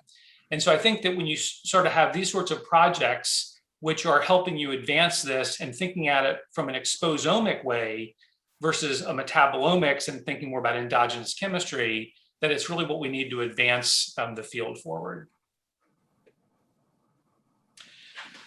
We also spent a lot of time expanding our educational efforts. We held dozens of workshops at Emory under the Hercules program. We continue to this in many ways. We now hold a boot camp at Columbia each year. The next one's coming up in July, which has a slew of investigators from many different institutions. Even some people that are on council here have participated. And the idea is to give this intensive introduction to this concept and get people interested in studying the exposome. It was also mentioned there's now a new journal that Oxford University Press publishes, the first journal dedicated to the topic. And I mentioned before, I'd worked on our training grant at Emory, helping advance more data science technique. And we really brought this in a big way into our training grant at Columbia, which was actually a merging of a couple training grants together, but really trying to expand the trainees' skills in machine learning, data visualization, and network science through a partnership with our Data Science Institute, because this is one of these big challenges now, is that we're generating so much data and we need to be able to handle it, process it. And it's just something that we really think requires a lot of investment to get our trainees up to speed on it, because I know I certainly can't learn all these things. I'm too old of a dog to learn all those new tricks. So again, this has been an ongoing effort to improve our educational offerings on the exposome, and we'll be continuing to do that. And so an example of the science that we can get towards, this is based off a project we had with the Mayo Clinic. They had contacted us. They've been studying this disease, primary sclerosing cholangitis. It is a fairly rare disease, but the only treatment for it is a liver transplant. It's very severe, but it's hard to predict when someone will destabilize and when they will kind of go down from this. And so they've done GWAS studies on them. They've done all these deep genetic sequencing on these populations, and they can only explain about 8% of the variants. So they contacted us to say, hey, can you help us apply the exposome to this problem? And we had just got our GC Orbitrap working at Emory, and so they sent us a bunch of samples. We did this preliminary analysis, and I'll discuss this preliminary data a bit, but it ended up leading to this RC2 funded by NIDDK that's allowing us to do this in several hundred patients, and so it's really expanding it.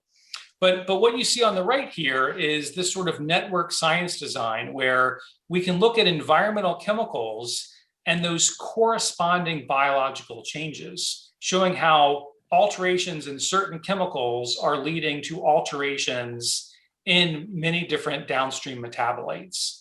But we also find many chemicals that have no effect. And so it's not we're saying that every exposure is always doing something. We find many that appear to be totally unassociated with any changes in biology. And so this was in some of these initial projects we did, we found many different classes and pathways that were disrupted. And again, now this was initially done on about 200 subjects, and we are in the process of doing it on several hundred now. And so it really is allowing us to do this environmental-wide association study, combining it with this metabolome-wide association study. And besides doing this on plasma, we're actually doing this, doing full microbiome analysis and metabolomics in fecal material. So we have the sort of gut microbiome connection to the plasma, but really allowing this comprehensive multi-omic analysis of this particular liver disease. Another example of a project we did when I was still at Emory looking at Alzheimer's disease. This was a relatively small study of 93 AD patients, but also people with mild cognitive impairment. And the initial analysis, we saw some alterations in amino acids, some dietary factors. And this metabolite of DDE, and interestingly, this had been shown in a separate study a couple years earlier. But one of the challenges here, kind of getting back to these differences in exposomics and metabolomics, was during the review process, based on the kind of the stringency recommendations of the reviewers, we lost this effect. And part of it was that typically in metabolomics, we say if you don't see a particular thing in 70 or 80% of the samples, like for example, an amino acid, if you didn't see an amino acid in everybody, there's a problem. But if you think an environmental chemical is contributing to a disease, you may only see it in a subset of those people with the disease. And so we often are looking for things that might only show up in a quarter of the samples. And it's something that's totally separate from the way that classical metabolomics does, and shows one of these examples of how we have to alter some of our approaches. So what ultimately was published from this study was we can clearly measure metabolites of the drugs that these patients take. We saw these alterations in glutamine, which others have reported before. We did have this unidentified halogenated chemical. So it's very likely some environmental chemical, trichlorinated, and also this piperine, which is a dietary compound. And so the idea is that in this untargeted approach with fewer than 200 total patients, you're able to pick up this sort of range of compounds. But again, it's a relatively small study. So then I moved to Columbia a few years ago, and I got linked up with Richard May, who's the chair of neurology, and he had been running this YCAP study for actually decades, where he was following people in the Washington Heights, Inwood area around the university. And this is a very diverse population. We were very easily able to pick up from the untargeted metabolomics cases from controls, and this was just in initially about 80 patients. And we also picked up differences in the different ethnic groups from Black, white, and Hispanic, which was interesting because we know genetically there's no difference. Like, we were able to detect something which was important because we knew in this population that African Americans had a higher incidence of AD. So like we're picking up something that's changing in their biochemistry that may be predicting their downstream health effects that we saw in this unbiased and untargeted way. And just to give you an example, looking at these sort of biological responses, is that these are the metabolic pathways that we're able to measure. We can actually measure many more. These are the ones that came up. But what you see is there's very different patterns in the biological responses in these different populations. And I think this will help give us clues. And again, some of these might be driven by access to care or socioeconomic sort of issues. But if it's having an effect, it still has to go through a biological pathway. And so you may see from this is that this might allow for more like precision targeted therapeutics or interventions if the disease is progressing in a different way among different populations. You need to think about how you may address that in a different way. So, in these studies we've done, this was from a review one of my postdocs did, showing that most of these studies of Alzheimer's, 100, 25, 15, relatively small studies. So this YCAP study, we have incident and prevalent cases. We have repeat samples from many of these where we're talking about several hundred patients, controls, incident and prevalent, for a total of over 8,000 samples. And so we received an RF1 from the National Institute of Aging to complete this entire exposomic metabolomic analysis on these biobank samples. And so that is now in process. We're doing this, and I think this is at a scale where you can really have enough power to discern these, even unknown metabolites. If you have a very strong effect, now you have the motivation to do the structural chemistry you have to do to identify something that may be completely unknown. And my own lab, I do work with mice and C. elegans. I work within a laboratory. And one of the things that was really exciting about this was that when we had this high resolution mass spectrometry working, we were like, we tested it in mice, we tested it in cells, and it works exceptionally well. In C. elegans, you need as few as 500 of these tiny little worms, and you can run this entire high resolution mass spectrometry the same way we do it on plasma. And so this has been a very powerful approach for us because we're able to follow up and test hypotheses and do this in a way that we can really look at causation. And so an example of this, one of our first examples here was that we had a collaboration with Colleen Murphy at Princeton, who was looking at a particular gene thought to be involved in Parkinson's disease.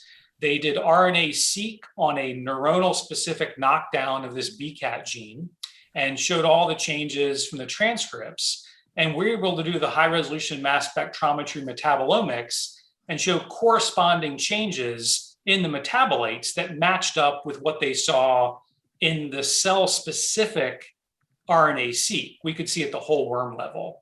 And so it was just a very exciting thing to see that we'd had this sort of multi-omic correspondence in this model where we have total control over their genetics and environment. And so in this application, this was work from Vrinda Kalia, a former graduate student of mine, where after seeing this DDT observation, the DDE metabolite in Alzheimer's, she said she decided to take Alzheimer's disease mutant worms. These are phosphorylated tau, p-tau mutants. So they overexpress this aggregating version of tau, and she had a non-aggregating control, and then treated them with DDT and examined mitochondrial function and the high resolution mass spectrometry. And you can see that these things separate in this sort of space. You see these differences, whether it be a genetic or environmental insult or the combination. And so it just shows you can take the same sorts of approaches we're using in human populations and apply it down to this very simple laboratory organism, which has fewer than 1,000 cells in the individual worm. And this is something that I find exciting and it's sometimes discouraging is how similar we are to these little nematode worms. So we could then take these comparisons and look at what we saw in the C. elegans compared to plasma of people with Alzheimer's or in the CSF of someone with Alzheimer's. And you could actually see many of these pathways converge. So we saw that either the ones with the mutated version of the Alzheimer's or DDT would have some of these overlaps with exactly what we were seeing in the human population. So it shows there's quite a bit of conservation across species in these key pathways, which I think provides some validation that this is a very good way to follow up some of these initial findings.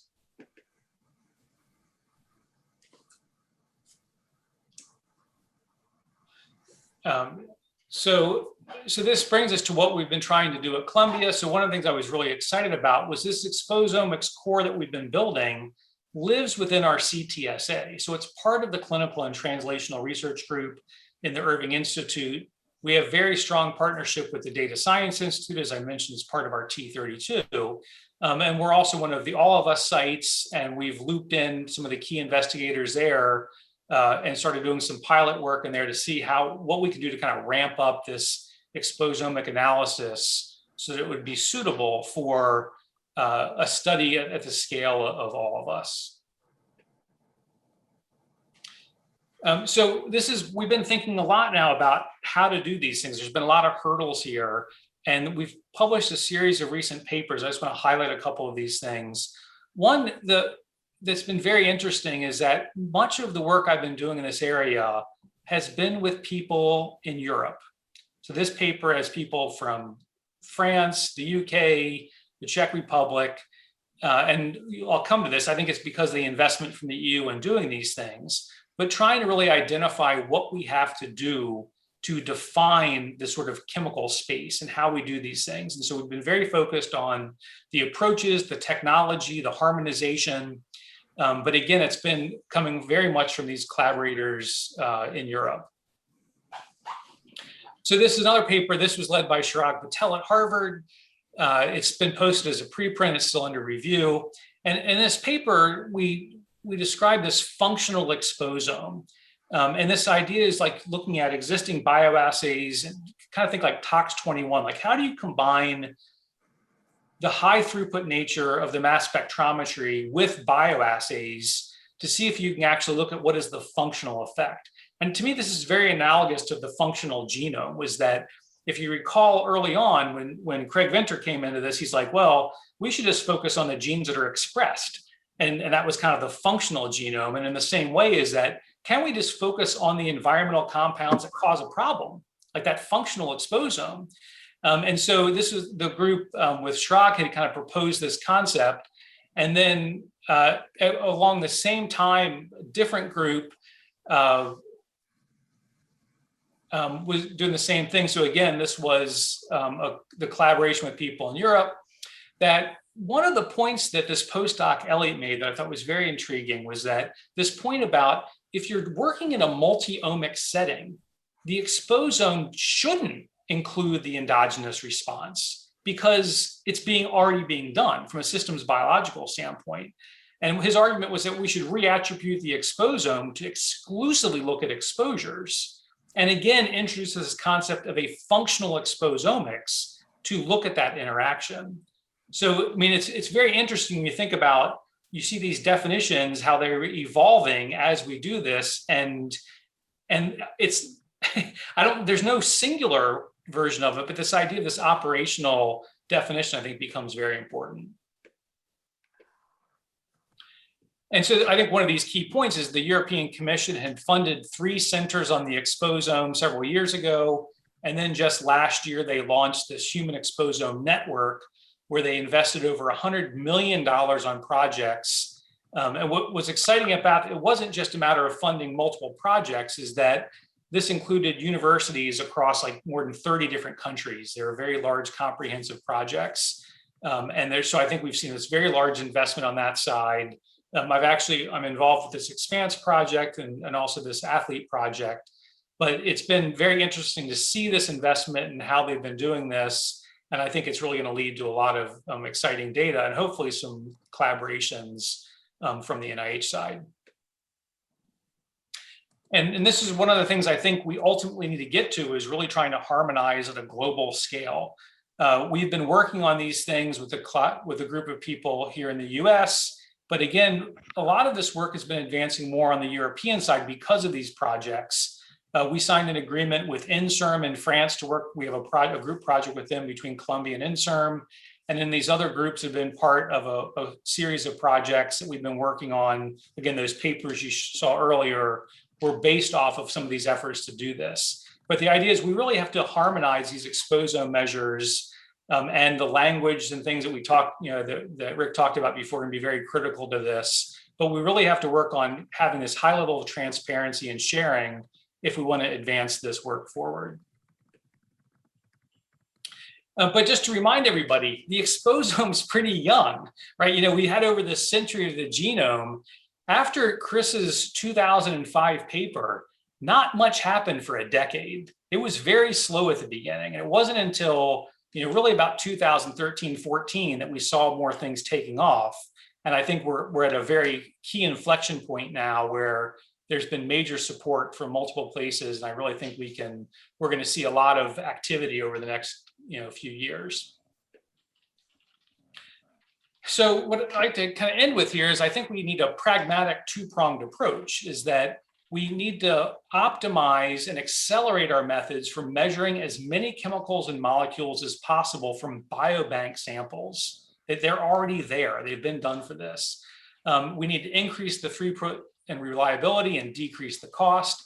And second, we need to take advantage of all this geospatial data that ties to a person's location. And the upcoming workshop is going to do exactly that. So I'm very excited to participate in that in a couple of weeks. But I really want to remind people the current approaches are lacking. We really have to improve the technologies, the computational workflows, and driving down the cost per sample. I just view that the tools are insufficient for what we really need when we think about clinical and translational research. And I reflect back on this project from this paper by Francis Collins and all, the lessons from large-scale biology from the Human Genome Project is that we need to have these clearly defined goals and objectives. And this is where the sort of operational definition comes in, is that we need to have an idea of what we're going to do, have the staged approach, and advance this in a very systematic fashion. So I always hate adding more things in front of exposome, but I do it here with the pragmatic exposome. We really have to set aside the view that the exposome is the totality and focus on the practical. The current technology does allow us to go beyond the one chemical at a time approach, but along with that comes this uncertainty that we must accept. We must be willing to know that there'll be some unknowns at times. They're well-described unknowns, but they are unknowns, very much like unknown components of the genome. We were okay not knowing exactly what it was, just if we had some clues and descriptors of it. So the pragmatic exposome will use these cutting-edge high-resolution mass spectrometry techniques on biobank samples from existing and ongoing studies and even new studies. It should leverage the geospatial data at the individual and population level. And if we do that, we can help restore the balance to this G by E equation that I think has been way off for far too long. So with that, I'd be happy to take any questions.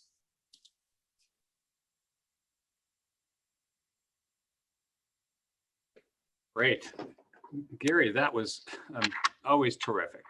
So, so Gary Ellison, do you want to coordinate the Q&A for Gary Miller? Sure, I'll be happy to. If we can just stop sharing the screen so I can see everyone. And if you can just raise your hand using the reactions feature on the bottom of your screen. Bob Wright. You're on mute, Bob. And then Dr. Kavanaugh and then Dr. Goldman. Sorry, I forget I'm a talking dog unless I turn my video on. Great talk, Gary. I was just wondering, what do you think needs to be done at a foundational level? For example, some sort of exposome atlas so that we start to define what we expect to see in different biological media at different life stages and how that varies by geography, how that varies by race, ethnicity, socioeconomic class, other things that are largely social cultural constructs. They clearly define the exposome. Yeah, I agree. I think that I'd love to have a reference exposome, but what does that even mean to have that? So like, to me, the idea is that you want to have data collected on a very large population that's very diverse. And I think that's what we need to do. I don't even know what the range is, right? Because we haven't done this sort of systematic analysis. And I think if we could just say if there was an effort to study, I don't know, 20 or 30,000 individuals from maybe a collection, it could be like some sort of synthetic cohort, just to get an idea of the range of the things that we could be detecting. And I think that may help narrow down the focus and prioritize what's there. And like, for example, you say, well, yeah, this thing we're only seeing in 0.002% of the people. Should we really be focusing our efforts in detecting that? Or should we be focusing on the things that we know from mechanistic data have a stronger connection to a particular outcome? So we need to do that, but I don't even know how to do that. That's something that's where like an institute level effort could help guide that approach to say, how do we develop that reference exposome? And again, this is this challenge of different sites using different techniques and things. Like, you have to come up with some common features that you're looking at to get that overlap. So it's a great project and a great idea. I don't have the answers of how to do it. I just know it needs to be done. I would argue that in a sense, it's being done by NAEHS. They're just not trying to measure the exposome. It is designed to be representative of the general US population. It is designed to have relative proportions of people in different groups. So maybe that type of partnership is what we should pursue. I mean, it's a great example. Like, and I've talked to Antonio Califat about this, is that they always focus on these extremely well-defined assays. They get superb data out of it, but they do have the samples. And so the idea of doing some of these untargeted approaches in those where you have very good verifiable knowns could be a very good approach to that. And it's, getting such samples, I think, would take a institute level collaboration. It would be very difficult for us as individuals to say, we want a whole bunch around to play around with NAEHS samples, but I think it could be a very worthy effort. Great, thank you. Great talk. Okay. Thanks. Terrence. Hey, Gary, thanks. Really wonderful talk. So my question kind of goes towards the idea of precision health, environmental health, I guess, and the idea that you can take some of the data that you get out of these analyses to make some predictions about interventions. So for instance, you can pick up therapeutics, you can pick up dietary factors. Presumably you can pick up some things having to do with stress if you were to look at cortisol and other stress-dependent measures. Have you guys thought about when you would call it a success and when you would call it a success if you could normalize a disordered metabolome as one important measure of the efficacy of any intervention? Yeah, so it's a tall order to achieve that level of success. I mean, I think it's in some ways it's not as far away as it could be. Is that the idea is that we appreciate pharmacogenomics, right? We can make decisions on treating based on someone's genome, but the reality is their exposome is more influential. So the idea is if you could say, if you're a diabetic and you have this exposome profile, you would do better on drug Y. That would be the sort of, like, there's no reason, we just haven't tried to do it.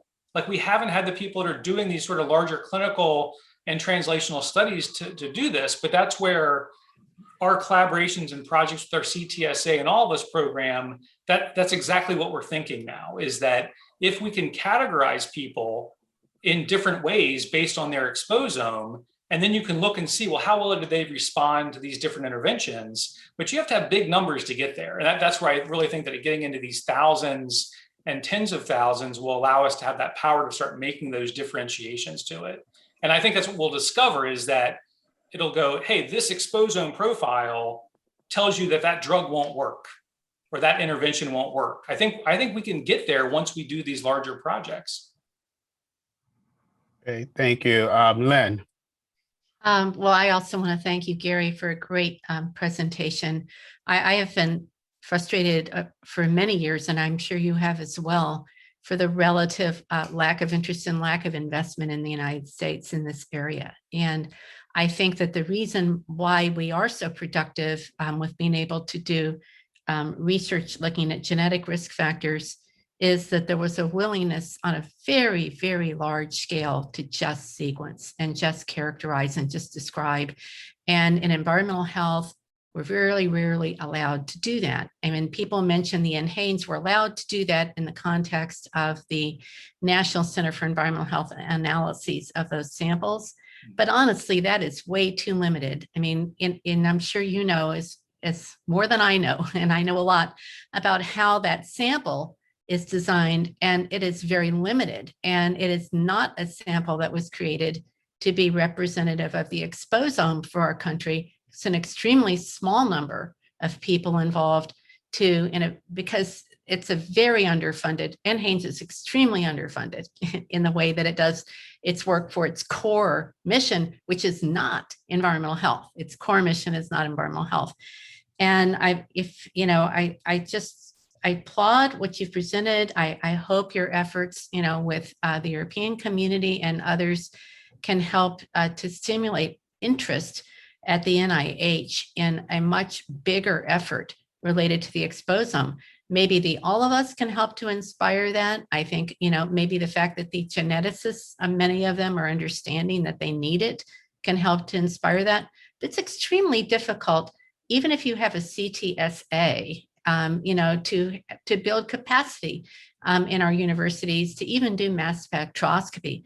It's difficult. It's difficult to reward people who do that kind of work, in university systems, and as opposed to in government labs. And I think that, I guess the other point I wanted to make is that I thought that your definition of the exposome was really right in terms of defining it very broadly. And we talked earlier about a study, that looked at stress as well as chemical and other, conventional environmental exposures. But certainly, if we're talking about pharmacogenomics and, exposomics, that psychosocial stress, factors like racism, they will change how people respond to environmental and pharmacological agents, and that needs to be a part of it. So that was just a lovely presentation, though. I just have to thank you for that. It was great. Very, very inspiring. Thank you. Thank you, Lynn. I think Karen was next and then Andrew. Okay. Gary, thank you very much. That was a super interesting and informative talk. So I really appreciate that. I actually had a question sort of similar to what Terrence asked you already. So I thought I'd ask something sort of related, but in addition to that. So the omics, these exposome, it's fantastic. Oh, that's weird. Fine. I'm just going to plug this in. Yes, please mute. Yeah, she went back out there. I just came in to do a little bio stuff. Can we? Yeah, thank you. You need to mute your microphone. Oh, okay, I'll continue. Gary, very fantastic work. I know that having these huge numbers and broad data sets are very extremely valuable for association studies. But for example, in the cancer field where I work, we're really looking more into individualized targeted medicines, looking at single cells, for example, because even in a tumor, there's so much heterogeneity that if you just look at the whole tumor, even you're finding you're canceling things out on either end, right? And you're making it all the middle. So we're looking single cell genome, single cell RNA, single cell everything. How would you recommend or suggest that we tie those fields together? Because it's both extremes, but they're both equally valid and important. Yeah, I think it's, for example, in cancer, which I have done minimal work in cancer, but I have an appreciation of what's done, is I think it's really from a macro to micro level. So I do believe that the idea of like what you see in someone's plasma, their whole body helps you tell how they're going to respond to a treatment or how a cancer might go forward. But to me, like one of my next steps that I haven't even mentioned this name before is the idea of like MALDI exposomics, right? I think that the MALDI talk for imaging, where you can say, let's look at that direct tumor environment and try to use the high resolution mass spectrometry approaches, but coupling with that with what you see in the plasma, right? So the idea you have a large host, you have a local host in that area, but looking at it with those same sorts of techniques that allow that precision that can complement the single cell type work. So that is something that I can see that maybe that's why I've kind of like not gone into the cancer area yet, because there's some other tools I think that need to be there. But when you think about the individual susceptibility, I would argue that the individual susceptibility, I guarantee that some exposomic measures of plasma probably do predict that, because if they're showing the kind of wear and tear on the body, what sort of things may be doing that. But then you need to go to that next step, to that tumor microenvironment. So I think it's tractable. It's just a matter of having people think about that in this sort of exposomic way. And fortunately, like I've been working closely with the director of our cancer center, and he's a big supporter of our exposomic score. So we're hoping to make some connections there. Yeah, that's great. Yeah, I like that. Okay, thank you. Okay, thanks. And now, Andrew, I think this is going to have to be our last question before we move to break. Thanks, Gary, and thanks, Gary. Gary, I appreciate this talk so much, and I have a question kind of like Karen's, and that's how to bring you to the EPA and build something. We have so many of I think the essential tools. We've got stochastic exposure models to build that synthetic cohort you talked about. We do non-targeted analyses, and we've actually got GIS-based targeting tools for really that broad environment. So the EnviroAtlas tells us where people are and what features of the natural and ecological environment they're exposed to, their demographics, even dasometrics to help know where people are during the day. So we've got tools to look at those. And on the enforcement side, our OECA, our Office of Enforcement and Compliance Assurance, is actually building a national atlas to identify priority exposure sources for targeting, enforcement, and intervention. So I'm almost thinking about these OECA sources as like Bayesian approaches, Bayesian priors. What might people be exposed to who are living in particular places, and wondering if that would give us a leg up on starting to bring the exposome into our regulatory side. Like I said, I just feel like we've got so many pieces, but we haven't quite put them together yet, certainly at the on the regulatory side.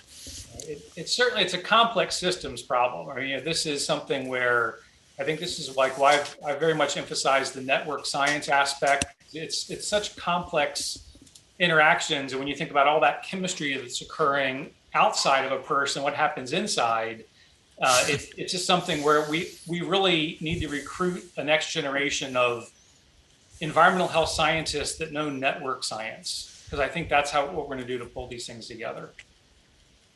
Thanks very much. Okay, thank you. Rick, I want to turn it back over to you. And thank you, Gary, for a very provocative talk. Gary, yeah, so Gary Ellison, thank you for coordinating the Q&A. And Gary Miller, I'm so appreciative of your willingness to give this presentation.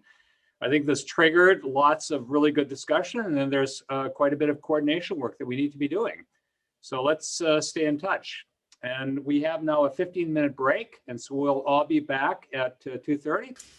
And hopefully we can discuss how potentially we can be working together with Dr. Koroshetz and his colleagues at NINDS to bring the exposome concept to bear on the neuroscience and neurological diseases. So enjoy your break for 15 minutes, and we'll see you back at 2:30.